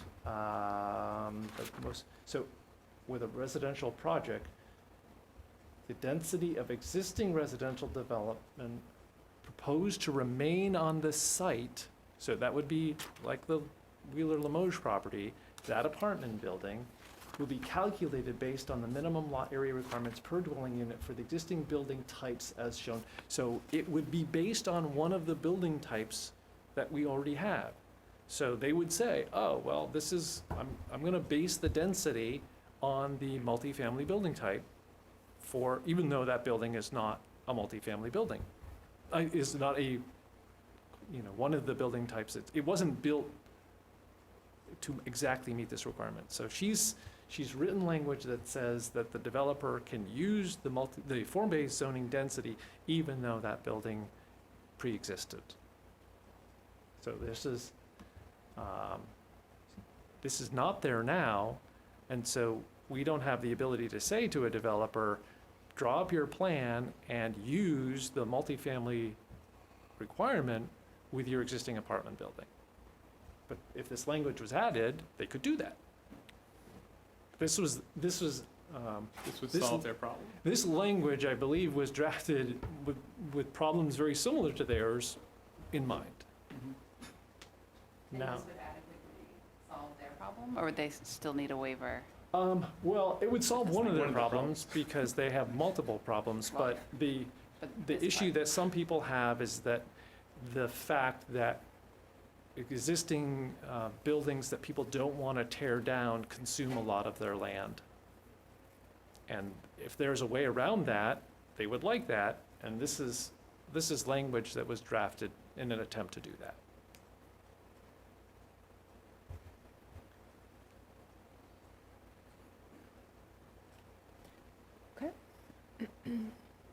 So, and this is all good because it gets us actually looking at it and refamiliarizing ourselves with it. But as far as actually being able to process through this, should we just have a dedicated meeting to Brandy's updates and go through these sections, keep some of these stories in mind? If there's something easy enough to tweak or add that makes things applicable, then we can do that.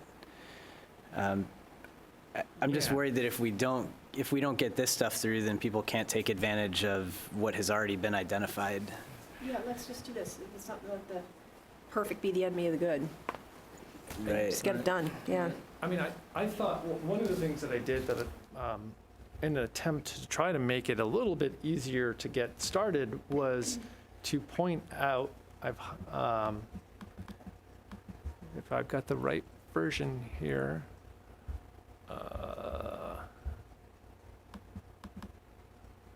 I just wanted it to be fairly simple for people to realize that we can address some of these concerns but just by looking at these building types. So this issue of the ground floor elevation, it's right here. It's one of the lines in a table that goes with each building type. And like I said, some of them, it's as low as 0 to 2 feet, and then some of them, it's 2 to 4. So I highlighted places where if the numbers were changed, that would take care of one of the problems that you've heard fairly recently. I've highlighted these upper floor height, ground floor height, because of the comment that Tyler Scott made about how this regulation uses story and measures it from floor to ceiling. And he's making the suggestion that we revise it to be floor to floor. And I can get my head around that idea. And so it doesn't seem like it would be too terribly difficult on these tables to modify it from floor to ceiling to floor, and then you might want to revisit the numbers because you're measuring it differently. But there's a second issue that's been raised that would be fairly straightforward to fix. And then another thing that I've highlighted is something that has been more of an issue for the property that you haven't heard from directly from the property owners. Well, actually, it did come up with the bowling alley property, this idea of build-to-zone occupancy. You know, how much of the building has to be close to Route 7 up near the bowling alley? And in each of these tables, there's a percentage. Some of the buildings have it basically 2 layers. If it's on a corner, you have to have one number for the main street and one number for the second. But for a lot of the building types, it's just one. It's a building type and it's a number. And if the commission wants to tweak that number to facilitate projects like the one that you heard about last meeting, that's a lever that you could pull. Well, that also gets to the question of whether we're looking at encouraging more housing or more economic or more storefronts there, because it makes much more sense to have a storefront be right on the sidewalk. Right. Whereas, as he pointed out last week, the noise, lots of other Right. factors, Exactly right. livability So for the people in the building. If it's a residential building, you may say it doesn't have, it has a very low requirement. And if it's a commercial type that would be used in a commercial build-to zone, then you may want to keep that number higher. But I just wanted to try to bring to the document some of the topics that were being discussed. and make it a bit more real, and that it's not going to be terribly difficult to tackle some of those things just by changing these numbers in these highlighted places. And so this is the final complete, This is the brandy version that was, yeah. and so are we gonna get is the intent to print one of these out for all of us? Is that the goal? Yeah, I hadn't, Some of us have these. I was just having a hard time finding the actual hard copy to know what meeting it came from, because my organization system is. I can't believe you It's couldn't come up updated with something since- from November 2017 like that. I can do that. I It mean, has really. forced me to realize how I organized my previous notes, but yeah, I hadn't gotten there yet. So Dean, this is what you emailed with the all changes accepted, right? So it's a clean version of what you emailed to Neil and I the other day.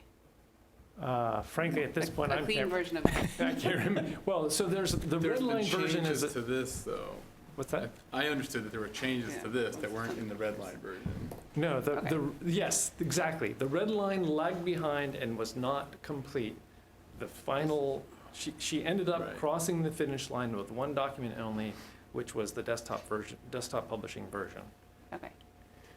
So just looking forward, how do we present this to the select board and the public? Which is to say, do we just say, here's the new form-based zoning plan, and if somebody says, well, what are the changes? I mean, how do we articulate that? How do we demonstrate that? Well, the easiest or the most that we can do without a huge amount of effort is to, if someone asks a question, well, tell me what changed about this part of it. We can, unless we internalize all of it, which isn't going to happen, we turn to the red line version and say, okay, yep, I'm remembering now. She changed this word to that word and this thing to that, and we can walk people through. For not every. So then we just not- say, here's the new form-based zoning plan.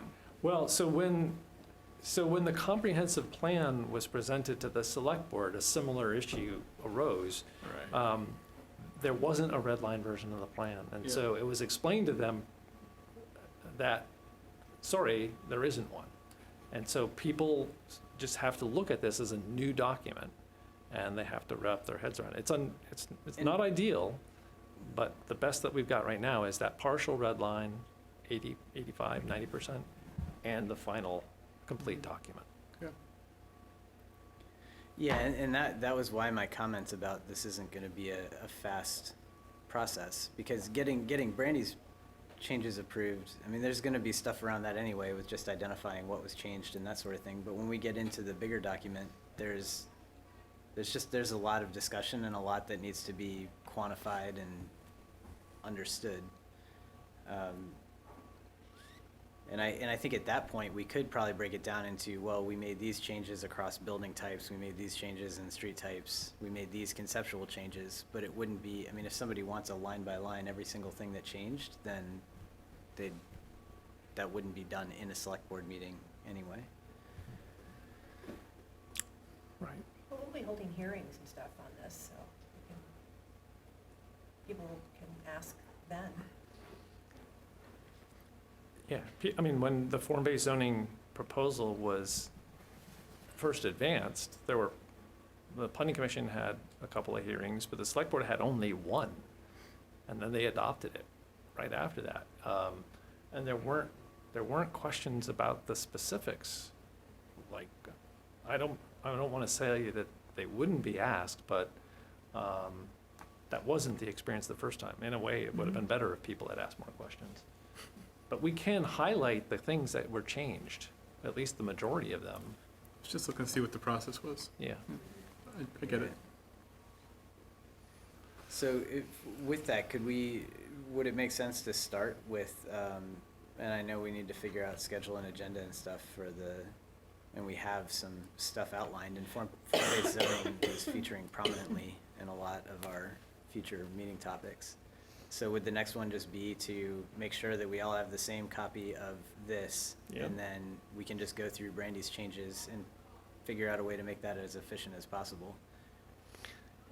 Yeah, and I guess a question would be, do you want to have a particular approach to the material. I mean, when the document was done, you needed to cover a lot of ground, and it was like, okay, page 1, any comments? And, or do you want to be more topical and have, a presentation on something, and these are the different places it is, and, get your head around it, and then you discuss it, and then that's that topic done, and you move on.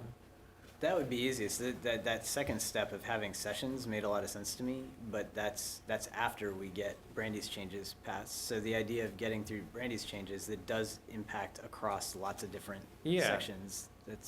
Yeah, I mean, most of the changes that Brandy made were not really substantive. There was a lot of just kind of basic putting together a better document, but not really changing the standards. Right. So. And that part of the cleanup, I'm fine with. I mean, Yeah, if it's and I semantics guess and it's just, readability and that kind of thing. what's the comfort of commissioners about understanding the document before you decide yes? I can vote yes to warn a public hearing. Right. Well, I mean, currently it's been passed and we have form-based zoning out there that is difficult to use in its current form. So this will at least open up a lot of those things. So it's an incremental thing, and recognizing that it may not be perfect. And I don't know how many people from the public or interested parties who are working on projects would actually be diving into this level of detail, but I would encourage those people to absolutely be providing input and comments to keep those things at the forefront.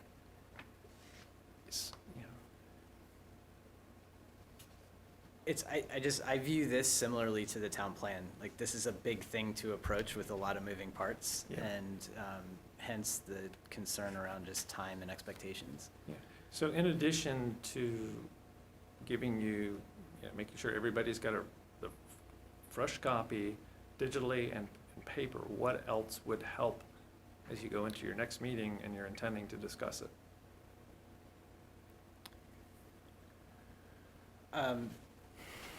If this one so you made some highlights in here. I did some because highlights they the were last day pertinent or to the so discussion. because I thought, maybe it will help for people to see that it's not a huge deal to tweak some of these things. Right. If the idea is you want to advance Brandy's proposal, but if you're going to go to all that trouble and there are some easy fixes that you can add to it, you Definitely. can make those as part of the package. I just think the best way to do it is just to jump in. I mean, if we end up all working from the same copy and say, do we need to just go through a high-level section by section, and if there are specific things that we want to call out or highlight, we do that? And then if we need to break that up over multiple meetings, we do that too. And once we get through Brandy's changes, we can discuss those quick wins along the line, like the above grade requirements and floor-to-floor percent of frontage on Route 7, those types of things. Yeah, we just have to keep in mind that we don't want to get too Bogged down. sidetracked. Yeah. That would be my suggestion. It feels to me, and in full disclosure, the next 2 planning commission meetings I'm going to be out for. I've got a work commitment and a vacation thing happening. But if I were to look through this, I would want to sort of pick, I don't know, some number of sections, right? And say, let's be prepared to talk about these number of sections. We start from this copy of the document, which is clean, and just go through it like a clean document. And everybody comes prepared with any questions or clarifications that they want to make, and just kind of move forward from there. Reading through the red line that Dean provided the other day, I found helpful just in terms of providing some context for how Brandy was looking at it and the work that was done, but ultimately sort of in terms of moving forward, it's not really that helpful, given that we're not going to present it to the select board or the public. And if this is what's being presented to the select board and the public, I think that this is what we need to wrap our heads around. So anyways, that's my perspective for what it's worth. I don't think there's a logical way to go forward. Because I read through it too, but I can't say that I retained all 70 pages of it closely. And if I had just one section at a time, it would be easier to sort of here's what I need to wrap talk up, about yeah, rather tonight, than right? reading the whole thing and Yeah, you covering gotta what we break it cover. into We have smaller a pieces. Yeah. plan. So maybe that's something we could talk about if we're gonna meet again on Tuesday. Yeah. Support that. Yeah. Okay. Yeah, there's a lot to come with that. So what do you suggest we tackle for the next meeting?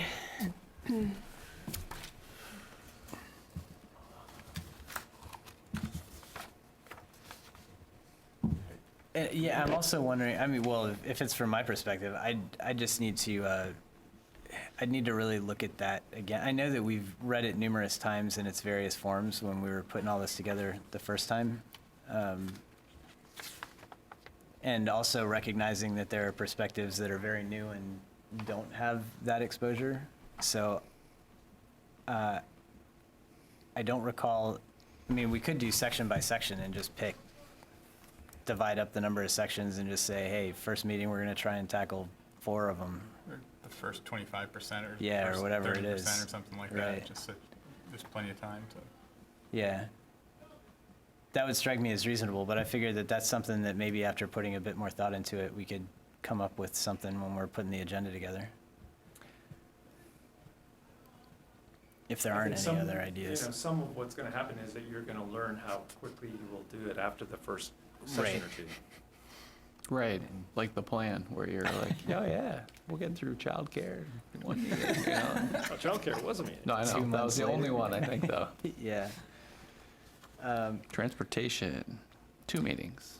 It's All actually right. 6. Well, recognizing that you have to be out at 9, right? Well, my timeline's been pushed out. I probably shouldn't have acknowledged that, but yeah, my daughter got a ride with someone else, so right yeah, on. I'm good. Okay. Yeah, So we'll be here till 10:30. I'll still leave at Sweet. 9. Just you Yeah. know, yeah. All right. Well, as far as this goes, I feel like this is it's overwhelming enough. I think this might be a good enough stopping point for now in terms of we have a loose plan and we'll just plan on next meeting, we'll dive in to some sections specifically. Okay. Anything else to add on any of this before moving on to the cleanup amendment? Because if you're not leaving, then we don't have to get your signature before you go. Okay. All right. So the cleanup amendment, Dean, you were just going to do a Yeah, quick I rundown. I just wanted to give people an overview of some of the issues that are in play here. And I would do that by, I believe you got some of this in your packet.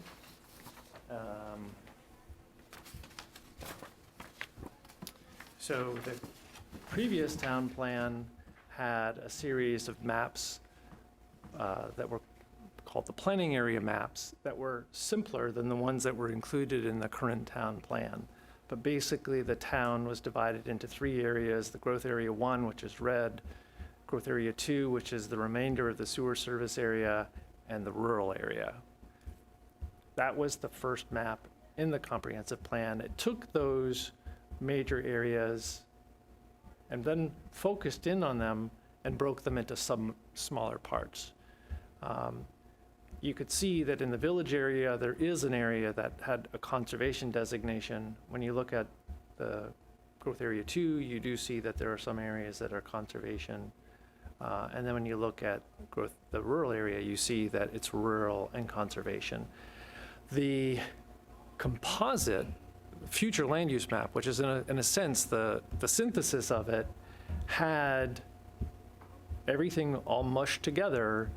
And probably the most significant thing to realize about that is that the conservation areas it was a shorter list. It was not what some people would consider all of the conserved lands, but it was the lands that had a fairly high level of conservation. So that was the scheme. When the current plan was adopted, it used a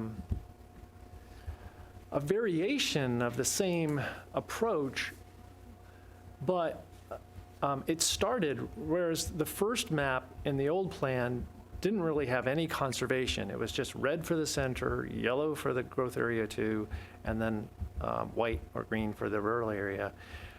In the Newtown plan, the areas identified as conservation were put forth right at the front. And then also the areas that were shown as conservation, it wasn't that short list, it was a much longer list of conserved area. So that there's a lot more green, and I think that was a discrete choice.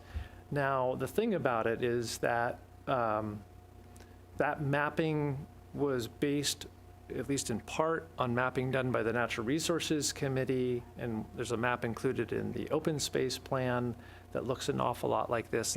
But the effect is that there's a lot more area designated as conservation in the current town plan than in the old town plan. Now, one of the things that happens when you have maps prepared by lots of different people that are in different documents is that sometimes when they're synthesized, there are different versions of layers used, and that's what ended up happening. And I think there are some unintended consequences, actually. I just wanted to zero in on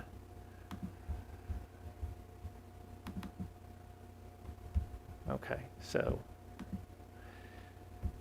this is the area around Vermont Teddy Bear, and this is the Teddy Bear building, this is the big building, and this is the original building, and it shows up as green, which is conserved. And the reason why it shows up as conserved is because in that Natural Resources Committee map that shows conserved areas, they have a range, and at one end of the scale of the range that they used, they include lands that are part of associations. It's just that in that data layer, the idea of associations doesn't always work or make sense when you look at it on a map, because this isn't the association. HOA or something. Yeah, exactly. This isn't the HOA land for the Beaver Creek development. This is land that happens to be separated from the buildings, which are essentially condoized, and it's kind of like an association, but that wasn't caught in the earlier map, and I don't believe it's your intention for the comprehensive plan to do that. Now, there was an attempt made to kind of partially address this by having a note, but I think that the commission will want to, as part of an amendment to the comprehensive plan, look at locations like this one to clean up that map, and maybe just consider them something else rather than conservation. I guess, it's ultimately going to be the commission's decision to make, but I don't think that you really want to show the parking area and the area surrounding Teddy Bear is conservation, even if you have a note that explains that, well, the reason why it was shown as green is this land, this map that's in the open space plan, because that map should really be changed, in my view. And then the other area that I wanted to just single in on is Shelburne Farms. The original, or I should say the Old Town Plan, has less shown because it's areas that have a Vermont Land Trust easement or an easement like that. The map that's in the open space plan uses it's a PUD designation. Shelburne Farms is in a special PUD of its own, and there's a lot more that's covered by it. And I think that change is something that Alex has wanted, or at least maybe addressed. And so I think that it's going to be worth at least a bit of discussion before you move a proposal to the select board, whether or not this is right. I'm not convinced that this isn't the thing that you want to move forward with, but I think it deserves some discussion. There aren't other places that have PUDs as the basis for the conservation designation. So it is kind of a one-off, but I just wanted people to know that. Just briefly before we end up, there's a map having to do with archaeological resources. We've been working on getting a new map from the state for a long time, and it's been promised. And one of the things that I'm hoping is that we will finally be furnished with a new archaeology map, and that would be part of the proposal as well. And that's all I had to say. I have a question about the open space designations with regard to the mapping and Open space designations in the open space plan? conservations. Okay. I don't want this to sound stupid, but it probably is, so bear with me. But is it critical to have those conservation lands be mapped just by a data layer, or can a committee, a conservation committee or a planning commission, just look at it and say, this is where we want conservation lands to be, and draw some lines on the map? It's sort of the teddy bear issue, right? If we were to look at that, and it's an industrial property, this shouldn't be in the conservation district, in my view. Does it need to be nailed down to a data layer, or can we just say, draw the line over here? You know what I mean? I think I do, but, I think the maps, I think the intention of the maps is that they're based at least some degree on rules. So the old rule was Vermont Land Trust easement or something like that was the basis for green. In the new version of the map, it was Vermont Land Trust easement and things like it, association lands, some publicly owned lands, and in some cases, things that reflected restrictions imposed by a development approval. So those are the set of rules that didn't always get applied correctly because of this issue, like I mentioned. And I won't get into why it's all green, but there's a technical issue behind it. The commission ultimately can decide whichever parcels it wants to turn green, if it wants to. I think the Natural Resources Committee had the view that they tried to apply a set of rules. Sure. No, I appreciate that. Don't get me wrong, but it's clearly weird, right? Well, the weirdness, like I say, there's a technical reason that has to do with the polygons that are in the database. That is the GIS layer that was used. It is a function of that and how the data was matched to those polygons. And So is the correction for us to correct the data layer, or is the correction for us to I think, redefine the rule, or just to draw the line in a different place? well, I think your goal is, if you want to change the plan, you want to make sure that the map and the plan is changed. And then the question would be, well, how are you going to actually accomplish that? You don't want to do it in isolation. If the data layer can be repaired and updated, that's what you want to do. Not the rule, right? Ideally, yes, otherwise our option is basically to say everything that's green that we're calling conservation includes these things. Like we have the note saying it includes association lands, but we might need to be more explicit with that, or. And a damaged data layer? Inaccurate data layer? I mean, I don't know. Well, but I mean. Well, this is what set Bob off, right? That his property is kind of this piece you can see up there. And this is where, like I was saying, that there are different data sources that, let's see, actually, yeah, sorry.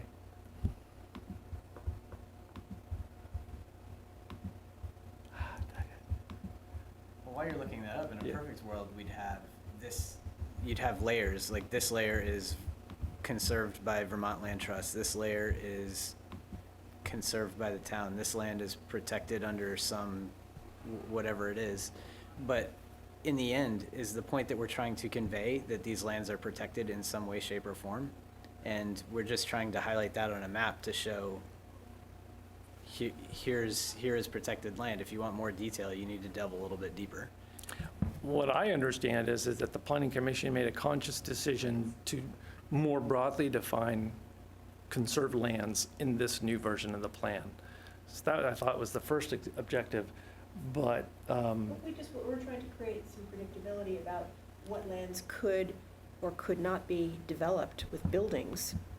I think we also wanted to show that there was more land conserved or, you know, more open space out there than the old map showed, right? By putting the association lands in, it kind of grew what is protected, but we did want to indicate that there were different levels of protection. Yeah.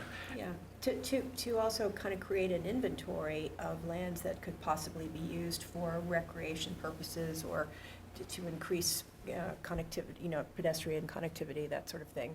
Because, you know, right now we have a kind of impoverished view of places that are eligible for that.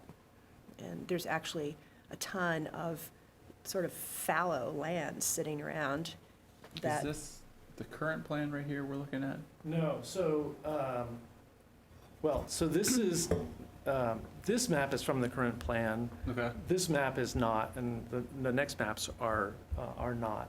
But I'm just throwing them up on the screen to point out that different data sources, there are data layers. So this particular data layer, which was used amongst other times when there was a kind of a quick and dirty build-out analysis, had, and you can see this gray parcel right here next to the hand, that's that Clark Castle property, because there was in that database, the database had been updated to include situations where development restrictions applied. And so we see it here, and it's in the plan, the comprehensive plan, but it's not in the version that was used for the open space plan, and that plan was developed by someone else. So they didn't use the data layer that was updated to include those. Got it. And yeah. So we just have to be really careful about the data layers being the ones that are the most up to date, that show the things that we want. But as far as the association lands, it's mind-boggling how much debate there is about this question of what is conserved land, and the hours and hours that groups like the Natural Resources Committee and statewide committees spend trying to decide what belongs in a conserved land database. And on a statewide level, you don't see things like association lands included as conserved lands because they don't think of them as conserved lands. Right. And even the Natural Resources Committee's kind of like grudgingly calling it conserved because they don't think of it as well protected as. Yeah, Gail gave us that spiel about Yeah. the different levels of protection. Yeah. I mean, if we wanted to show all of that stuff grouped together the way we do, we should label it protected lands, which includes conservation and all of these things. But because there is a difference between that and truly conserved land, and like your example of the association land, which just might have development restrictions on it, but it's not conserved. Yeah. Ultimately, it's going to be, what does the commission want? And there are at least, two examples where I think it's worth discussion. And like with Teddy Bear, I think that you just don't We want to. clearly don't want that listed as conservation, because that's just going to make people unhappy, Yeah. because they know it's Well, not. why don't we just have a dark green, which is the old conserved, and then we have a lighter green, which is just land restricted from development, for a variety of reasons. Yeah. It wasn't my intention for tonight to have the decision made about it. I just wanted to, because I'd been proposing to just give you the exposure to it a couple of different times, and we never got to it, so I wanted to expose it. But all kinds of different possibilities exist about coloring schemes, and if people want to sit down and we can mock them up, we can do that. Yeah, I think it'd be interesting to have like a 30-minute exercise or something to go through a specific map and delve into that a little bit more. Was High Acres, how was it noted up in the, go back to the Shelburne Farms one, I was curious. Wasn't on the screen. It's further south. Okay. It's in the lighter green. Got it. Just want to make sure there wasn't yet another thing that you might be like, what? Although, there is a land use agreement on our land, so Right. by some definition, it is protected in a sense. Right. Yeah. Should be dark green. It's somewhere in between. The resolution? Comfortable. Right, yeah, can we move to the resolution? To be using data layers and sort of being like, this is conserved and consistent, and the landowner may or may not know, or may have different. Well, and that's what it is. I mean, completely understand why Bob was bent out of shape saying, it says that my land is conserved, and it's not. And, I mean, I think we pointed out that on that map, it did say that conserved includes association lands, and that's probably what that was. Now, I'm sure that Well, I think probably his is was not. more the fact that there was this development constraint put on it, right? So it was sort of it was designated as conserved because it couldn't change because of the Right, constraint right. on it. Right. So it was sort of accurate that it was It was, conserved. but from his perspective, Right. I mean, it's. Conserved means two different things Right. depending on how you hear it, right? And it's not a knock on him at all. It's when you Right. see a map and it No, says exactly. conserved, Absolutely. Yeah, no, you exactly. react. Yeah, absolutely. It means different things to different people. Certainly. So we just need to make sure that our language is clear and the intent is there and we can accurately discuss it. Yep. Okay, so yeah, we do that under other business? Yeah, so the memo mentioned that a draft resolution has been prepared. I should have said, if people want to rewrite it, you would be welcome to, but please get in touch with me before tonight. But if it's okay the way that it is, then it could be read into the record. Sorry? Is resigning from the planning commission? Yeah, he was sneaky. Oh, yeah, Yeah. I thought that everybody had heard. No. I read about it in the packet. Right. Yeah, Yeah. you was in an email you sent us. Yeah. Yeah, yeah. Missed And it. it's funny because, yeah, Dick is someone who, likes to keep his finger on things. So I was a little cat and mouse with him because I sent him an email and I said, so Dick, do you want to get the packets emailed? Because there is a list of people that get the full packet. And he said yes, but I have to admit, I sent him a version of the packet that didn't have the resolution in it and didn't include the sentence about it. So, And he's watching now. well, he may be watching now, but there's no way getting around that. Yeah. I'd like to think he's got better things to do. He said he wanted the packets emailed. No, but sitting at home watching, I don't know. So yeah, I think that this is a great thing. Is this traditionally, is this something that should be read? To the official, or well- just say that this is. The packet did go to Mary Ann, and so sometimes what happens is that it would be the motion made to have it read into the record, or you could have it included in the minutes, incorporated into the minutes, and then we just make sure Mary Ann, but for the purposes of the audience watching at home and here, you may want to read this aloud before you suggest that members sign it in recognition of Dick Elfin's service on the Planning Commission and the Zoning Board and the DRB, because He's done a lot for the town, for sure. Any volunteers for reading time? Nope. Go for it, Jay. I don't like being the default. Whereas Richard Dick Elkins joined the Shelburne Planning Commission in 2008 and has made his mark as a dedicated and conscientious member. And whereas since joining the Planning Commission, Dick has played a role in the updating of Shelburne's comprehensive plan twice, and in the revision of the town's zoning and subdivision bylaws on numerous occasions, thereby helping to enhance Shelburne's built and natural environments. And whereas Dick has also played a role in conducting numerous development reviews in Shelburne as a member and an alternate of the Development Review Board from 2008 to 2015, and as a member of the Shelburne Zoning Board from 1982 to 1987.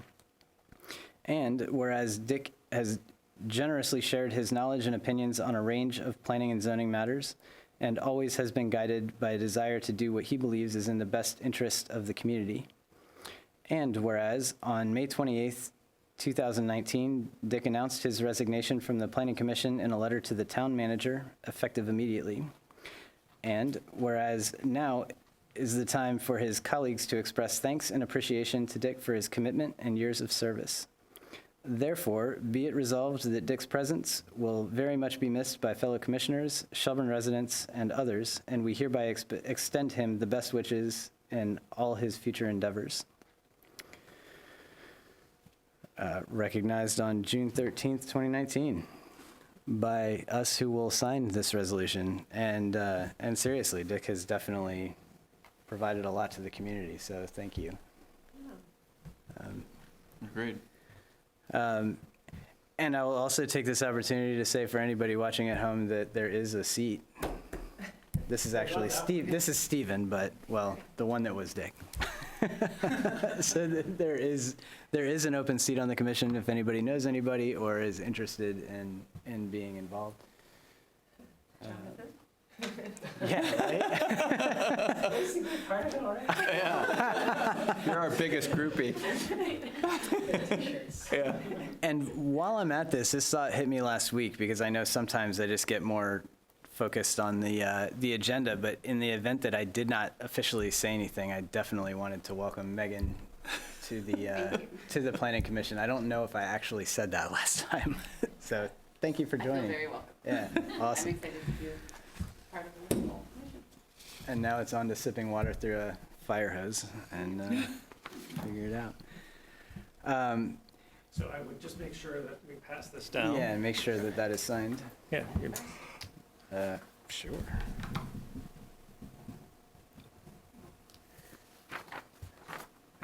Do you want to? Sure. And while that is being signed, I did just want to mention, I did attend the Resilient Vermont Conference last Friday and Saturday in Norwich. I am probably about 80% of the way through a quick summary email that was not so quick from my notes, but I'll get that to Dean to distribute to whoever's interested. And then I also wanted to say a reminder again, I didn't look at it before this meeting, but the attendance sheet, just to look ahead to know that we've got quorums, especially with Neil being out. Does anybody else know that they're going to be away in the next two meetings? I did put my thing on the Excel sheet in Yeah, Google if you Docs, did, and I perfect. saw that there's 4 people on Oh, good. both those other nights. Good, Yeah, good. yeah. So people did get to it. Awesome. I'm sure I updated mine. When I went to update it after you'd sent it to us, it ended. There were no dates past like June or July. Yeah, I gotta add more columns to it. So I've updated it as far as it goes. You Okay. you could have copied and pasted more dates I if you. I if you thought felt about it, constrained. and then I was like, I don't want to. Yeah. Yeah, I filled it in as well. Awesome. It should be updated. And then I also, since before adjournment, and especially with you here, the memo that was circulated via email was also included in our packets, and I certainly wanted to acknowledge that.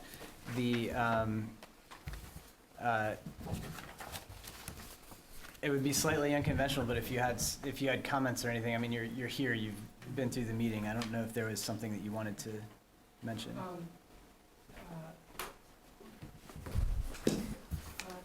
Nothing per se, I just saw that we were included in the packet, so we felt like we should show up, just in case that was going to be an agenda item. So I don't know the ways of the Planning Commission and what such memos mean, or whether they have any repercussions, but I just wanted to show up and ask about that. Yeah, and that's good. And I did want to make sure we address it. So from the, and couldn't do it over email because of open meeting laws and all that stuff. I had a couple of questions too. So we had discussed initially in the section 340, and I believe there was one point under that where we had discussed one option moving forward is that we could adjust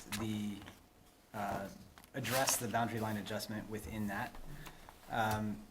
And at the time, I think that was something that was noted as this is something that is a possibility, and that there was another track as well. If we are to go down that track, then that is something that we would have to put on an agenda. We would debate it over, I imagine that might be something that could be done in one meeting, but then there would need to be a hearing warned, and there's time, and then the select board gets it and they do their thing, they have to warn it. So that was time consuming. In conjunction with that, I wasn't sure what your time frame was. I did see that there was something on the DRB agenda last week, so I just wanted to see if things are moving in a way that. Yep, totally. So, yeah, basically, I think as part of your cleanup amendment, I understood that you guys had agreed to include a shift so that the 5-acre limit on boundary adjustments is removed and is replaced by, I think you had 2 new requirements that you would replace it with. So as I understand, that's kind of in process when you guys make it to the cleanup amendment.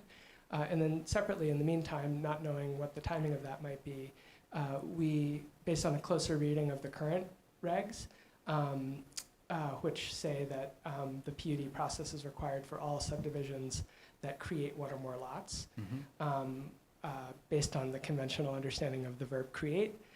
We're not creating one or more lots. We're just changing the geometry of 3 lots that already exist. And we're also not proposing any new development. So based on that reading, we actually think we can just do our boundary adjustment as a minor subdivision, going through the DRB to do that, without having to wait for the town plan to be amended, which could take time. So we decided to pursue that path, and that's what will be showing up on Wednesday at the DRB to do. And I maybe just so it's in the record, I could I just wrote a simple logic flow diagram that explains basically how we're reading the regs. So step 1 is the boundary adjustment. So that's what we're trying to do. But according to the subdivision regs, section 320AC, because we have more than 5 acres being transferred, it needs to be treated as a minor subdivision. So that sends us to point 2, minor subdivision. And then if you look in the zoning bylaws, Article 2 definitions, a minor subdivision is defined as, quote, any land which is divided or proposed to be divided into 3 or fewer lots where such subdivision is not a planned unit development. So that sends us to planned unit development. So I go there, that's the 3rd step. And then in the zoning bylaws, section 340, planned unit development, it's defined as, quote, any subdivision proposing to create 1 or more lots for residential or related development purposes, including reserving for future development, must be reviewed as a planned unit development residential in accordance with the provisions of section 1930.3. So basically there's a logic gate there that says any subdivision proposing to create 1 or more lots. It doesn't say any subdivision full stop. It says any subdivision proposing to create 1 or more lots. So ones that create 1 or more lots go to PUDR. Ones that don't create 1 or more lots are just a normal subdivision. That's how we read the logic. And that seems like a pretty kind of normal, layman's interpretation of the language. Dean's memo definitely goes into some more esoteric definitions of the verb create, which we respectfully disagree with. And so we plan to make that case at the DRB meeting. And I'll also note that the town manager has supported our view of this reading and contradicts Dean's, and sent a memo to the DRB. It's in the DRB packet saying as much. So that was all I just wanted to kind of share with you guys, because I know you got Dean's memo. I don't know if you've heard from Lee also. Yeah, and I'll reach out and make sure that we get a copy of that one as well, and appreciate that input, and disagreements certainly happen. When I was looking at that, and I agree that got deep, and I can appreciate that because I've had to deal with detailed issues, and you need to look at it from all angles, and when it comes down to things that could be interpreted legally, it has to be crisp. And I just want to make sure that when we do get around to discussing this as part of the cleanup amendment, and we can touch on that, or we will touch on that, I just have an eye on how systems can be gamed and that sort of thing, especially when you're dealing with more than a small lot. And Yeah. just one point on that, I know the amount of acreage we're trying to shift in this boundary adjustment seems like a lot because it's 17 acres, and for most properties that's bigger than most properties entirely. But it's actually 9% of our land. So if you see the before and after geometries, they're very similar, and really it's making the lines follow natural boundaries rather than arbitrary polygons, and not intersecting the center of a building. And then there's basically one kind of open field that basically Amanda is giving to me so that our 2 lots can be more equal in size. So it's not a weird change in geometry. It's kind of cleaning it up in a way that is pretty sensible when you look at the maps. Yeah, and I can certainly appreciate that. And I think as you, even just hearing the challenges from the case study that on the Wheeler property earlier, we get into these situations that can certainly be frustrating for all parties involved, but we have regulations that need to be viewed through a legal lens, even if something just makes sense. Like some of the stuff that they were proposing, and in the meeting prior, there were people that they presented what just makes sense for that land. But if the regulations don't allow what makes sense, then we have to make sure that that happens, because we can't just say, okay, for you, because that makes sense, go for it, because someone else would destroy us in court over some other regulation. So it's really just about finding that balance. So I greatly appreciate your demeanor and like everybody involved with just being clear on where people stand, and we just have to let the process flow. Okay. Any comments or anything else under other business? No, I'd just love to read Lee's memo. Yeah, we'll make a request to get that distributed and make sure we have it. Yeah, I just, on that point, I would point out that there was no consultation between the manager's office and the planning and zoning office director about the contents of his memo. And he has, we met today briefly, and he recognized that it's something that should have occurred. We can talk about whether or not the contents of the memo, which he developed independently, would be what it is if there had been any conversation. Sure. Yeah, sure. And all of that is. Seems like you should have talked to you before. But it sounds like what might be helpful for Jonathan and, Sorry, I think you talked about it. well, for Jonathan and others in your situation, is to have rules that can be scaled up so that you're looking at the geometry and then ultimately the number of lots rather than it's based on acreage. Exactly. Yeah. Because when you have an absolute limit, like 5 acres, well, 5 acres is a lot when you have a 7-acre lot. It's not a lot when you have a 200-acre Yeah, lot. yeah. Yeah, that is a good point. And we'll be looking at this language in a cleanup section. Yeah, we discussed this on early April, I think it was, and that meeting, One key piece was to, if we want planned unit developments in the rural area, which falls on these guys, we looked at taking out boundary line adjustments as something that automatically defaults to PUD. Something we probably should do, but these guys' boundary line adjustment was more than a 5-acre threshold, so even if we did that, it wouldn't necessarily apply to these guys. So there was sort of some cleanup that we discovered that we definitely want to do, but it doesn't always necessarily solve the issue in this case, just because of the scale and the size.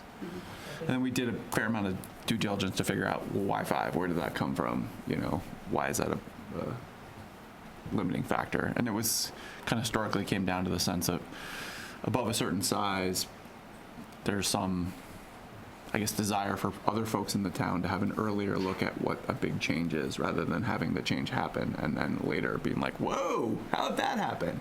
So that's sort of the historical precedent for setting that limit relatively low so that there's just more review earlier in the process. Thanks. But I didn't mean to cut you off. Sure. I want to go home. Yeah. Well, I was going to explain for Megan's benefit, but that's not going to keep Seems you like awake maybe I tonight. should go back and look at, maybe I should go back and read the minutes from the specific meeting so I can get up to speed on it, and then I can pepper you with questions in a future meeting. Sounds good. there you go. Thanks. All right, well, that could be a good segue if there's nothing else. Motion to adjourn. So moved? Second? Moved by Kate, seconded by Andrew. All in favor? Aye. Aye. All right. Thank you. Thanks, everyone. Thank you.